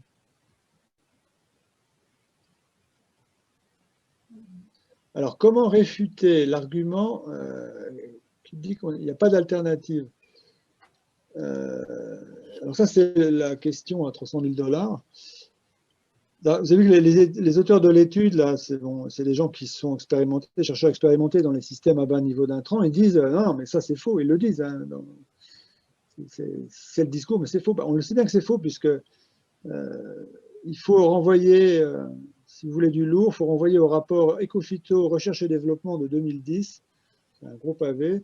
Et il y a un petit tableau, je ne sais plus quelle page, qui montre très bien, pour les grandes cultures, qu'on peut faire autrement dans les systèmes de production intégrée. Alors, c'est chiffré, je ne sais plus si c'est 2C ou un truc comme ça. Et on voit la baisse de rendement pour le blé, céréales, les oléagineux, etc. La pomme de terre, c'est à part. Il faut mieux aller au bio directement parce que sinon, ça se casse la gueule. Mais donc, en étant en production intégrée, il y a même souvent une hausse des revenus des agriculteurs. Donc il y a une petite baisse de production, 8-10%, mais globalement, la rentabilité du système reste bon. Le facteur limitant, c'est que ces systèmes-là puissent se mettre en place avec les COP en adaptant l'aval et que les nouvelles cultures puissent trouver des débouchés. Quoi. Si vous introduisez de la luzerne, il faut soit avoir des animaux pour qu'ils la bouffent, soit être capable de monter sur un territoire une usine de déshydratation de luzerne pour faire des bouchons de luzerne. Quoi. Ça veut dire que c'est des projets qui peuvent être des projets territoriaux un peu agrandis pour travailler sur l'aval. Parce que si vous ne travaillez pas sur l'aval en même temps, je pense que ça, c'est... Voilà, parce que pour sortir des pesticides, il ne suffit pas de dire qu'il faut sortir des pesticides, il faut travailler aussi avec l'ensemble des filières, il faut les contraindre à elles aussi changer leurs pratiques et pas rester juste sur les cultures les plus rentables, mais faire en sorte de s'aligner. Et ce n'est pas le marché qui doit dicter ce qu'on cultive, mais c'est plutôt les systèmes, une fois qu'ils sont conçus, qui doivent dire à l'aval ce qu'ils doivent vendre. Et actuellement, c'est plutôt le contraire. Hein. Et donc ça peut changer, se mettre en place que s'il y a une vraie volonté politique d'aller faire un peu le gendarme pour dire non, l'agriculture, ce n'est pas que les marchés qui gèrent, et on considère que ça dépasse la simple activité économique. Derrière, il y a de l'environnement, il y a les territoires, etc., il y a de l'emploi. Et ça veut dire qu'il faut que les acteurs économiques prennent des responsabilités aussi pour diversifier les filières. En tout cas, on peut leur dire aussi il y a aussi des agriculteurs qui n'utilisent pas du tout de pesticides de synthèse, hein, c'est les agriculteurs bio, hein, ils sont réduits par nature. Bon, ça va, ils se portent plutôt pas mal par rapport à leurs confrères qui sont en chimique. Et puis il y a tous ceux, effectivement, qui sont dans des réductions importantes de pesticides, il y en a quand même quelques-uns, pour lesquels c'est maîtrisé techniquement. On ne peut pas dire qu'il n'y ait pas de solution. Le problème, c'est que les agriculteurs qui disent ça, ils voient le problème de manière partielle. C'est-à-dire qu'ils disent, voilà, je ne change pas mon système, je retire les pesticides. Ah, ça ne marche pas. Ben non, ça ne marche pas. Si tu ne changes pas le système, ça ne peut pas marcher. Il faut changer le système complètement, les variétés, la rotation, l'agronomie, la fertilisation. Et après, c'est un tout qui fait que c'est plus résilient. C'est comme pour sa santé personnelle. Hein, si vous faites des frites matin, midi et soir et 2 bouteilles de vin par jour, vous ne serez pas en bonne santé. Il faut que vous changez votre façon de vous alimenter pour être en meilleure santé. Donc, c'est la même chose pour les systèmes de culture. Si vous ne changez pas les pratiques, vous aurez toujours besoin de médicaments. Mais il parle de médicaments des plantes pour les pesticides et il pense que c'est un bon argument, mais je pense que c'est un très mauvais argument parce que les médicaments, c'est quand on est malade. Donc, ça veut bien dire que leurs systèmes sont malades, déséquilibrés. Et que donc, il faut au contraire faire de la prévention pour pouvoir baisser l'usage des pesticides. Et ça, c'est quelque chose qui n'est pas dans leur logiciel, parce qu'ils pensent que ce qui est impossible, c'est de changer les systèmes en fait, de production. Alors, après, il y a aussi la question des prix qui vient là-dessus. C'est vrai que c'est expliqué dans l'étude que je vous ai présentée. Ces rotations courtes, elles sont liées aussi au retour fréquent des cultures les plus rémunératrices. Et ça veut dire que la question des prix, elle est quand même importante, parce que plus vous allez avoir seulement quelques cultures qui sont rentables, plus vous allez avoir un focus fait là-dessus par les agriculteurs. Mais avec la fin des quotas dans un certain nombre de productions, c'est assez catastrophique, parce que les prix sont volatiles, on l'a vu sur la betterave. Hein, parce que s'ils ont fait un coucou là, avec les néonicotinoïdes sur la betterave, c'est parce que les quotas de betterave ont été supprimés il y a 2-3 ans, et que les prix se sont cassés la gueule. Parce que quand on enlève les quotas de production, c'est toujours pareil. Pour le lait, c'était pareil. Du coup, on peut produire ce qu'on veut. Donc, chacun va produire un petit peu plus en disant « je gagne un peu plus d'argent ». Mais comme après, il y a surproduction, eh bien, les prix se cassent la gueule. Et en fait, de gagner un peu plus d'argent, tout le monde en gagne moins. Et donc, les prix font le yo-yo comme ça. Et après, ce n'est pas possible, quoi. Donc, pour pouvoir compenser, il faut faire des rendements terribles. Et ils veulent faire 85 tonnes à l'hectare de betterave. Et ça, c'en est unique et ce n'est pas possible. Et donc, avec les systèmes qu'ils ont, c'est impossible. Et donc, en fait, dire on réautorise que pour 3 ans les néonicotinoïdes, c'est une arnaque, parce que dans 3 ans, je ne vois pas, enfin, à moins qu'ils trouvent un truc technique extraordinaire pour expliquer aux pucerons qu'il ne faut pas qu'ils viennent. S'ils mettent les mêmes trucs en route, ils risquent d'avoir des problèmes quand même. Et, donc, voilà, ça risque d'être très compliqué. Il faudrait simplement tolérer de faire 70 tonnes. Comme ils ont passé ce niveau-là, 72, je crois, au début des années 2000. Bon, ce n'était pas non plus le Moyen-Âge avant. Hein. Moi, je suis né en 1960, donc. Mais 2000, ce n'était pas le Moyen-Âge. Et on faisait 70 tonnes à peu près de betteraves. Maintenant, ils veulent en faire 80, 85, 90. Donc, forcément, ce n'est pas possible tous les ans. Et donc, ils demandent qu'on réintroduise un produit interdit. Il a raison. Donc, mais ça n'a aucun sens. Ça n'a aucun sens. Ah, voilà, la responsabilité des consommateurs, bah oui. Les sols, j'y viendrai après. Alors, sur la responsabilité des consommateurs, effectivement, il faut demander aux agriculteurs, enfin, c'est-à-dire que c'est un changement global. L'agriculture, ça ne doit pas être un truc de production industrielle comme n'importe quel autre. Il y a la santé derrière, il y a l'environnement, il y a le cycle de l'azote, le cycle de l'eau, tout ce qu'on veut, les sols et la future possibilité de se nourrir pour les générations à venir. Et donc, ça doit être quelque chose qui doit être, dans lequel tout le monde doit s'engager et pas être livré au marché comme ça de manière brutale. Sans quand un truc est livré au marché, on voit comment ça se passe. C'est toujours au profit des marchés et complètement déséquilibré et ça ne répond pas aux besoins des citoyens en premier. Donc, il y a aussi un investissement des consommateurs qu'il faut avoir, effectivement. Alors, je pense que les consommateurs bio sont de plus en plus nombreux, quand même. On voit la croissance du marché, hein, elle est énorme. Maintenant, il y a aussi une partie de la population qui n'a quand même pas beaucoup de fric. Et puis, à la période actuelle, avec la crise sociale qui est là, qui va s'empirer, il faudra les aider. C'est-à-dire qu'il ne faut pas qu'on ait un système alimentaire à 2 vitesses avec des gens qui ont un salaire et de l'argent et qui peuvent manger bio, puis les autres qui bouffent ce qui reste. Donc, il faut aussi, il y a peut-être un rôle dans l'État, justement, d'aider à ce que chacun ait droit à un minimum d'accès au bio en fonction des revenus, avec pourquoi pas des tickets, mais qui seraient juste utilisables pour acheter des produits bio, avec un minimum, etc. Et c'est l'idée aussi d'introduire du bio dans les cantines. C'est une idée d'égalité sociale, avec un focus sur les enfants. Mais ça, pour moi, c'est quelque chose d'important et ça permettrait de tirer encore le marché, hein, effectivement, s'il y avait une commande publique qui aille en ce sens. Alors, il faut se méfier parce que l'État pourrait faire ça, mais je vois pour la question de la restauration collective, j'ai eu de 2010 à 2015 un mandat de vice-président de région en Picardie, chez moi, là. On était la seule collectivité locale à encourager le bio local. les départements, ils étaient sur le local. Alors, le local, la FNSEA, elle sait faire. Voilà, donc ça ne va rien changer. Mais voilà, comme disait la FNAB, bio et local, c'est l'idéal. Après, il y a une question sur la dégradation des sols.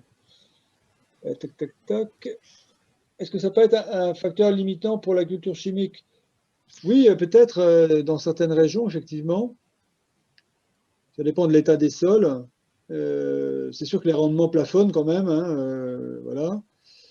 Et puis avec un climat de plus en plus dur, oui, sans doute que ça va être un petit peu limitant. Mais le problème, c'est que comment on sort de cette limite? Il y en a qui ont tendance à vouloir mettre un peu plus la sauce, etc. Bon, plutôt que...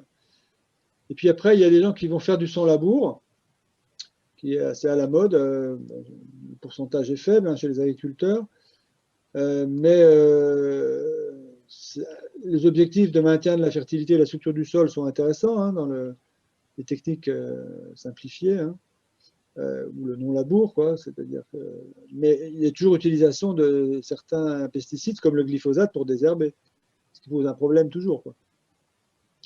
Même si là, il y a une recherche de travailler mieux sur la structure et la fertilité du sol. Mais bon, ce qui était rigolo, c'était qu'au moment où le dossier du glyphosate est arrivé, etc., quand on entendait la présidente de la FNSEA, on avait l'impression que tous les agriculteurs français étaient en sans labour, en technique culturale simplifiée, alors que c'est 4 ou 5% seulement. On a l'impression qu'ils faisaient tous ça pour diminuer le glyphosate, alors que c'est une petite minorité. Voilà. Donc ça, effectivement, c'est quelque chose qui peut être un mur technique, parce que la dégradation des sols, ça peut vraiment faire très mal, avec un réchauffement, et puis dans des périodes où il ne pleut pas, si la terre est argileuse et machin, ça peut devenir terrible. Et effectivement, ce qui veut dire que derrière, pour se sortir de ça, il faut vraiment travailler la couverture des sols, les amendements et tout ça. Voilà. Et là, ça veut dire qu'il faut changer les pratiques. Et il y a peut-être des producteurs qui aujourd'hui ne sont pas prêts à le faire. Alors, comment faire quand on est céréalier, qu'on diminue ses parcelles avec la plantation de haies? Alors, le problème de la plantation de haies, c'est que, ça prend sur la surface cultivée. Donc là, il y a des histoires de prime pack à gérer pour pouvoir quand même encourager les gens qui vont mettre des structures fixes du paysage. Et puis, après, ça dépend des régions, mais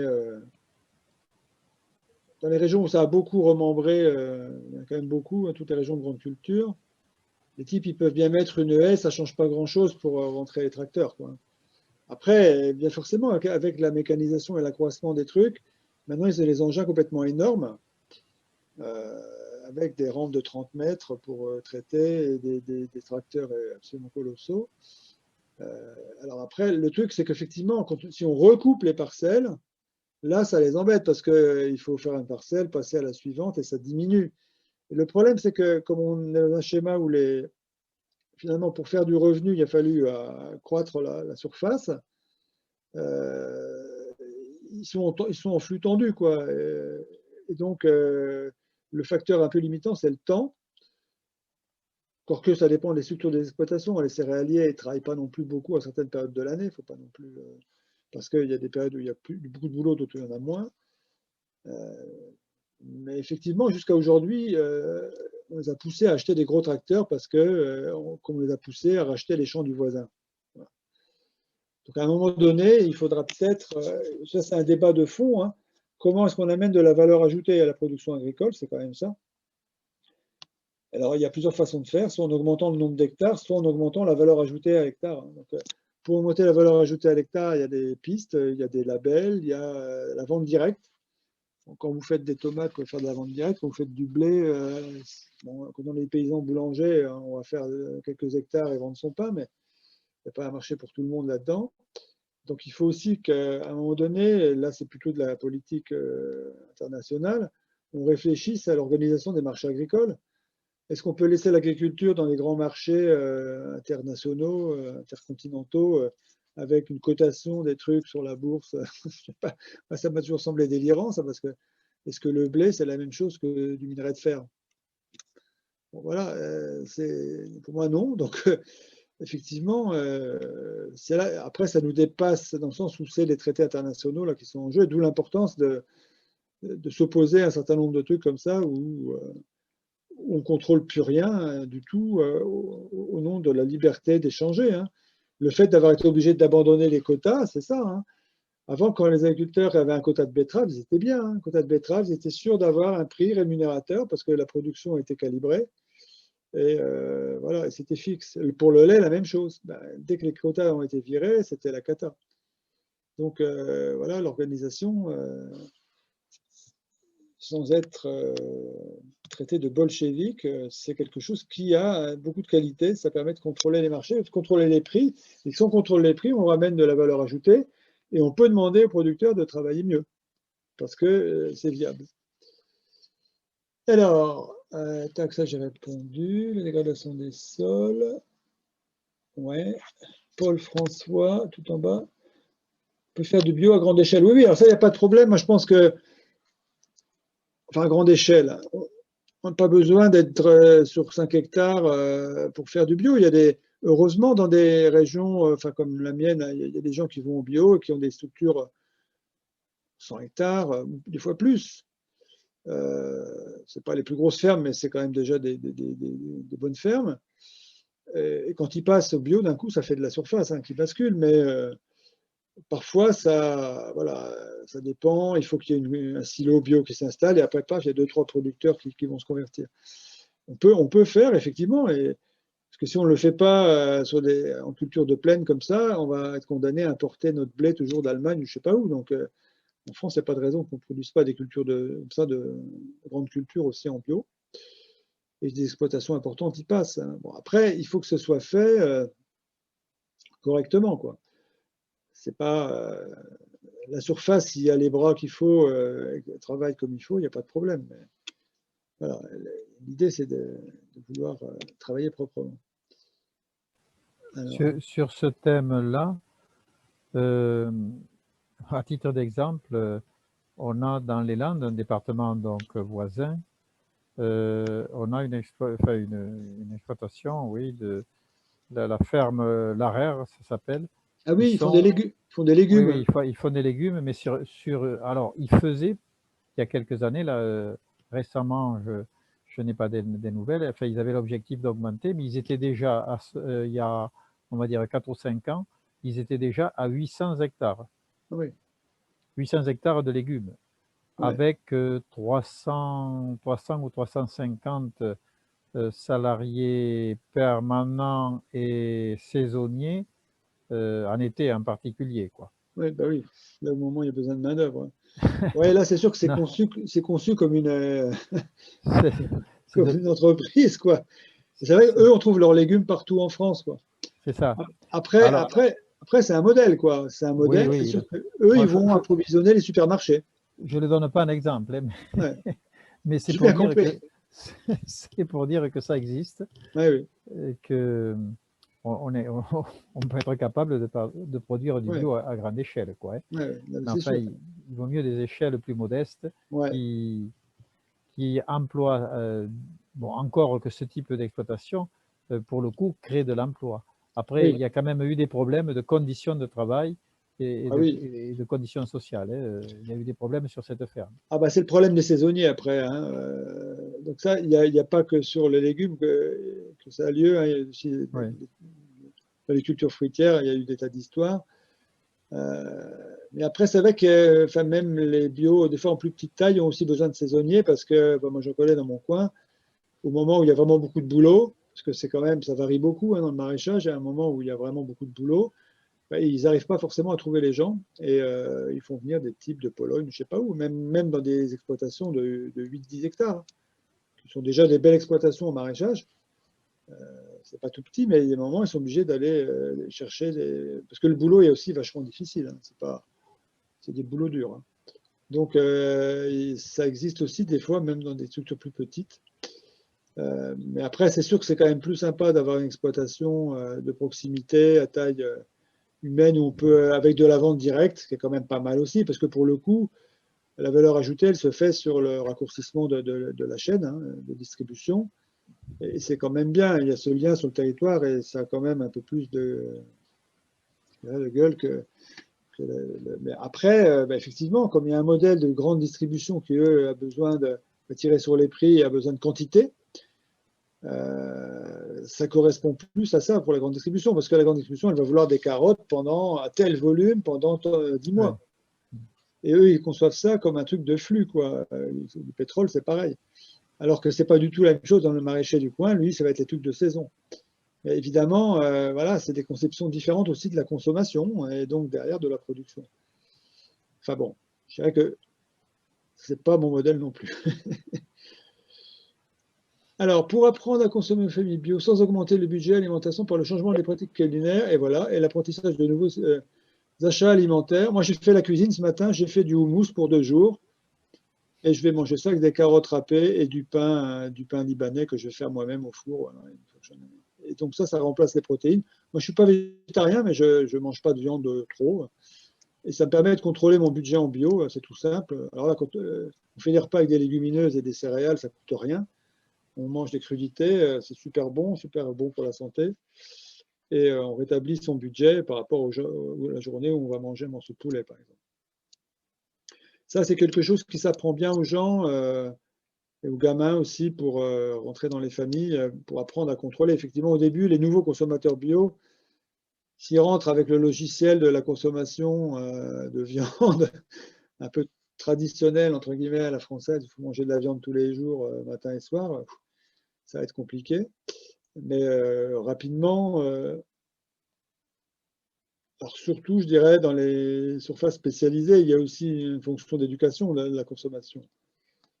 Comment manger autrement, etc. C'est là où l'équivalent dans la grande distribution n'existe pas, par rapport aux plus petites surfaces où il y a quand même des diffusions de documents, parfois des conférences, des trucs pour former un peu les nouveaux consommateurs en bio.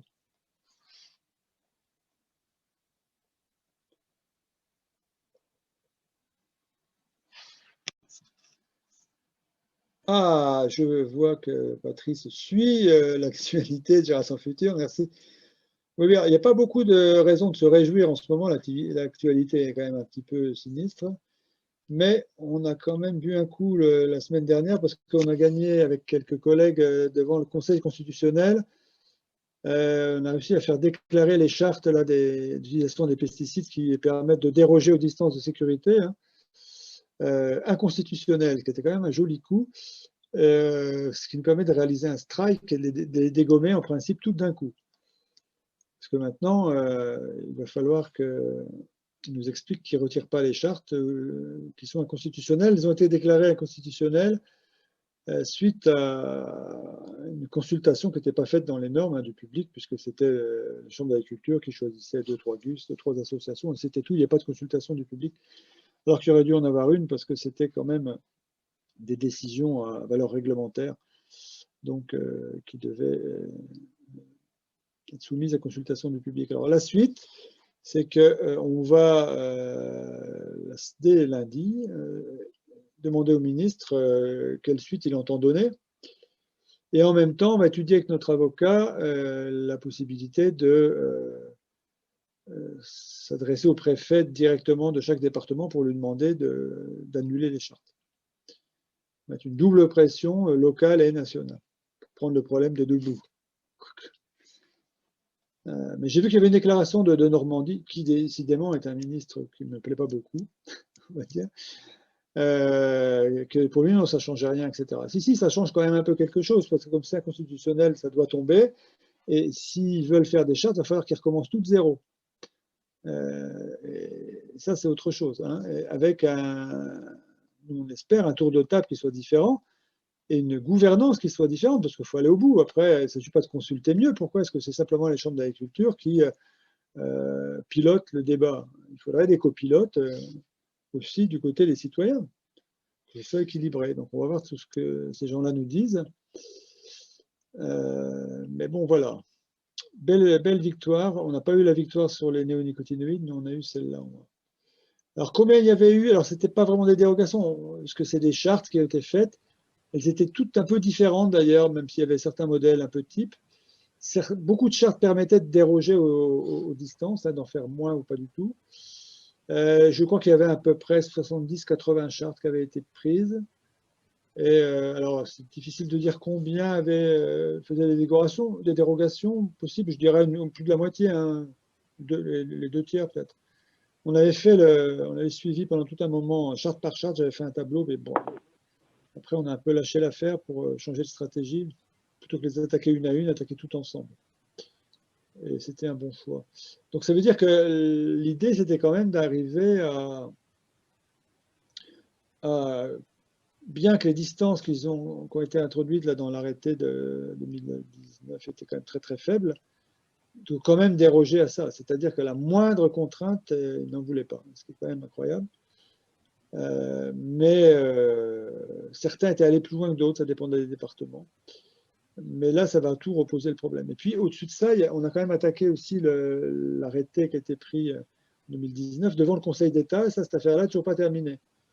Donc, ça nous a réjoui déjà de voir que cette question au Conseil constitutionnel nous donnait raison, mais après, le Conseil d'État doit trancher sur tout le reste. On continue à prétendre que les distances auxquelles la FNSEA voulait déroger étaient de toute façon pas protectrices assez. Donc la suite au prochain épisode. Mais est-ce que ça veut dire là que pour l'instant, dans la mesure où il y a annulation donc, de l'établissement de ces conventions, ça veut dire, et en attendant que des concertations, si elles ont lieu au moins, enfin, je ne sais pas ce que va faire la FNSEA, mais enfin, admettons qu'ils reprennent les discussions et qu'ils établissent de nouvelles règles, de nouvelles distances. En attendant, ça veut dire que les producteurs, les traiteurs, on va dire, peuvent revenir à faire, à traiter de très proche des bâtiments, par exemple. Non, pour l'instant, ils sont plus couverts par les chartes puisqu'elles sont non constitutionnelles, pas de valeur. Donc moi, je pense qu'on peut dire que ces chartes n'ont aucune valeur. Elles ont été arrêtées et adoptées et validées par les préfets en dehors des règles. Et donc, elles n'ont pas de valeur. Donc, ils ne peuvent plus déroger aux distances de sécurité. Puisque soit les chartes, quelques rares chartes ne touchaient pas aux distances, et très grosse majorité, plus des 2 tiers en tout cas, permettaient de réduire les distances dans certains cas variables. Ah oui, donc le fait que les chartes soient inconstitutionnelles, ça réduit la possibilité de déroger, donc c'est une bonne nouvelle. Ah oui, c'est les dérogations qui finalement tombent. Oui, les dérogations prévues dans les chartes, elles tombent avec les chartes, puisqu'il n'y a que les chartes qui leur permettaient de déroger. D'accord. Voilà, donc là, pour le coup, et d'ailleurs, on a vu des déclarations dans la presse complètement ridicules en disant « Mais oh là là, tout ça c'est politique, on veut détruire l'agriculture française ». Il s'agit quand même que de 2 mètres ou 3 de différence. C'est vraiment… waouh. Donc, avec un nombre d'hectares avancé complètement ahurissant, c'était à mourir de rire, vraiment. Non, non, tout ça, c'est pas la réalité. Donc, ces chartes, normalement, tu peux téléphoner à ton préfet et dire « On est bien d'accord, monsieur le préfet, la charte qui est sur votre site, s'il y en a une dans ton département, on peut la ranger hein, dans la poubelle. Et si tu dis non, il faut lui envoyer la copie du jugement en disant « Mais attendez, monsieur le préfet, ça a dû vous échapper ». Voilà, donc on va voir la suite, hein, maintenant comment ça va aller. Nous, ce qu'on espère, c'est qu'ils en profitent pour repartir un peu mieux et repartir sur de meilleures bases en disant ben, on va faire une vraie concertation pour la suite, quoi, parce que après s'être pris une claque comme ça, ils peuvent essayer de repasser plus ou moins en force en faisant juste une consultation en ligne et puis en s'asseyant dessus, mais ce serait quand même voilà, ce serait quand même un peu visible. Et pour le coup, voilà, ça ne permettrait pas de dire que le gouvernement fait beaucoup d'écologie s'il repasse par ce choix-là. Donc il devra assumer le choix qu'il va faire. De toute façon, ça lui prendra du temps, donc, parce qu'il faut repasser par, je pense, je crois qu'il y avait un arrêté qui cadrait ça, ou un décret, je ne sais plus. Et après, il faut la durée de la consultation officielle.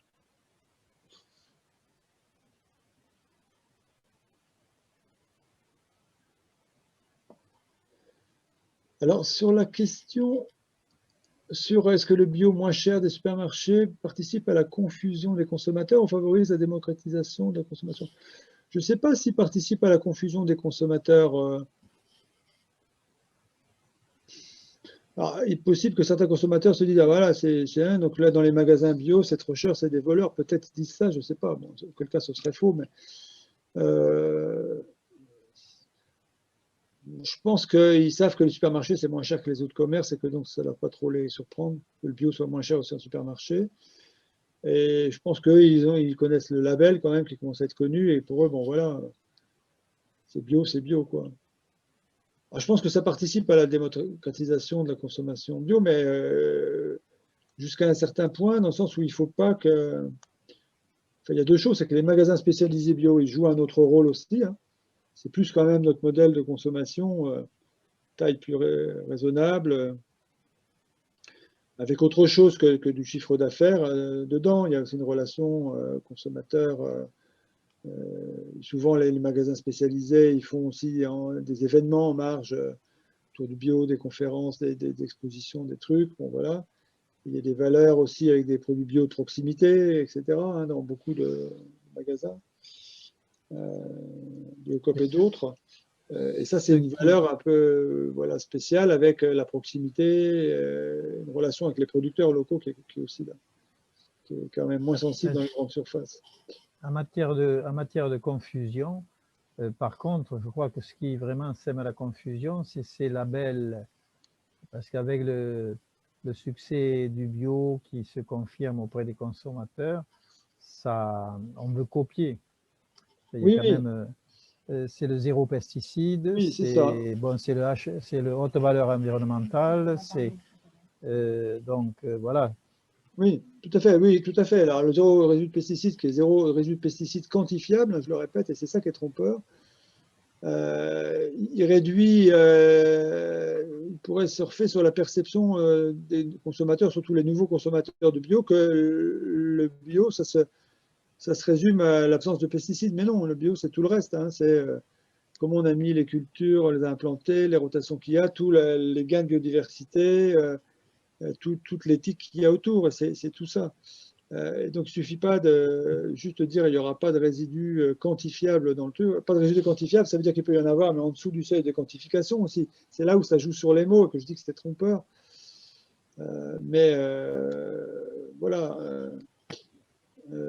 Effectivement, ça peut, et HVE, prêter à confusion, mais c'est parce que c'est toujours un peu dans cette voie-là du milieu qu'il y a une partie stratégique qui joue pour gagner des parts de marché. Pour l'instant, ce n'était pas très organisé, mais voilà, pour l'instant, on n'a pas, il n'y a pas de structuration d'une vraie voie en production intégrée, par exemple. Ça n'existe pas.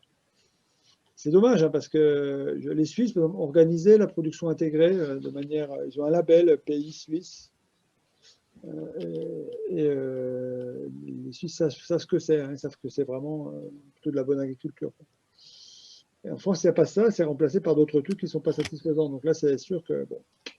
Mais c'est pas facile d'organiser quelque chose aussi dans cette voie entre deux parce que il faut structurer les producteurs, il faut obtenir un cahier des charges, il faut convaincre des distributeurs que c'est bien pour commercialiser, etc. On a vu combien ça a mis du temps pour HVE. Hein. Ça vient du Grenelle de l'environnement, HVE, c'est-à-dire ça vient il y a bientôt 15 ans, 13-14. Donc c'est pas facile. Donc effectivement, la confusion peut venir de là.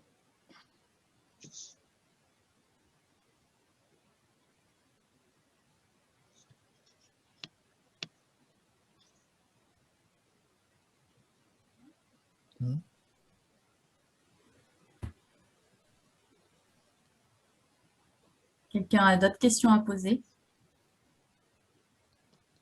Des retours?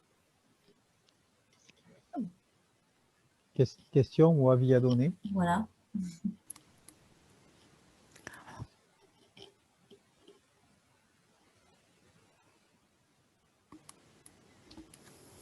faut dire qu'on a pas mal fait le tour de la question, je pense. Oui, on a. C'est déjà pas mal. On a eu le temps de dire des choses.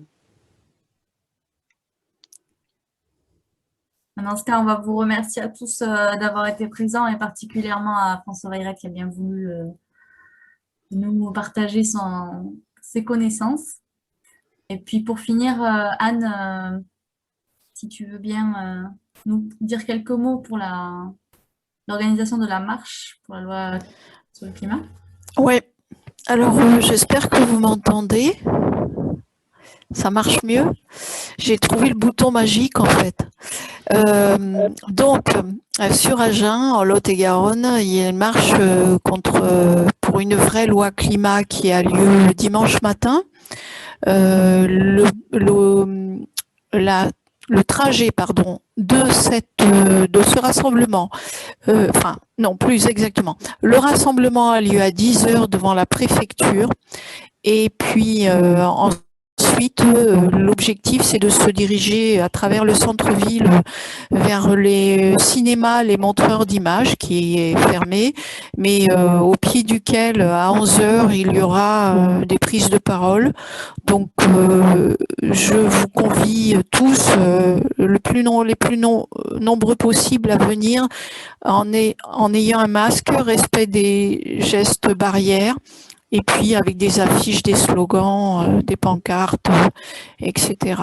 Et puis ceux qui voudront parler, donc il y aura un micro qui vous sera donné à ce moment-là, à 11h. Merci pour votre attention. Il faut dire aussi que c'est vraiment un mouvement national. Il n'y a jamais eu autant de marches d'organisées en France pour le climat. Il y a plus de 163 marches en tout dans le pays et ça ne fait qu'augmenter. Voilà, puis c'est un collectif de collectifs, d'associations qui organisent cette marche dimanche matin. Voilà, j'allais dire sinon au moins relayer l'information si jamais vous ne pouvez pas participer à cette marche. Bien, en tout cas, merci de m'avoir demandé d'intervenir sur ce sujet-là parce que c'est vrai que souvent, on ne prend pas le temps de se pencher sur cet aspect-là. Pourquoi ça ne marche pas? C'est une question essentielle, donc c'est intéressant de pouvoir se poser un peu pour essayer de réfléchir à tous les leviers. Et si on veut que ça marche, il faut aussi bien comprendre pourquoi ça ne marche pas, effectivement. Pourquoi ça n'a pas marché jusqu'à présent.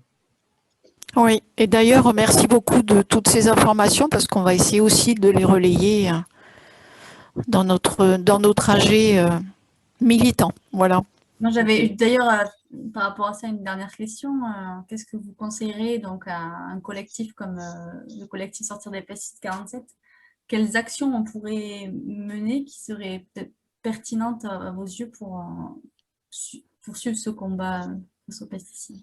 Déjà, bravo de votre engagement et il ne faut pas mollir. Donc, c'est vrai que tout ça, c'est quand même dans la durée. Hein, on est un certain nombre à être des militants déjà un peu anciens. Donc, c'est vrai que c'est une course de fond.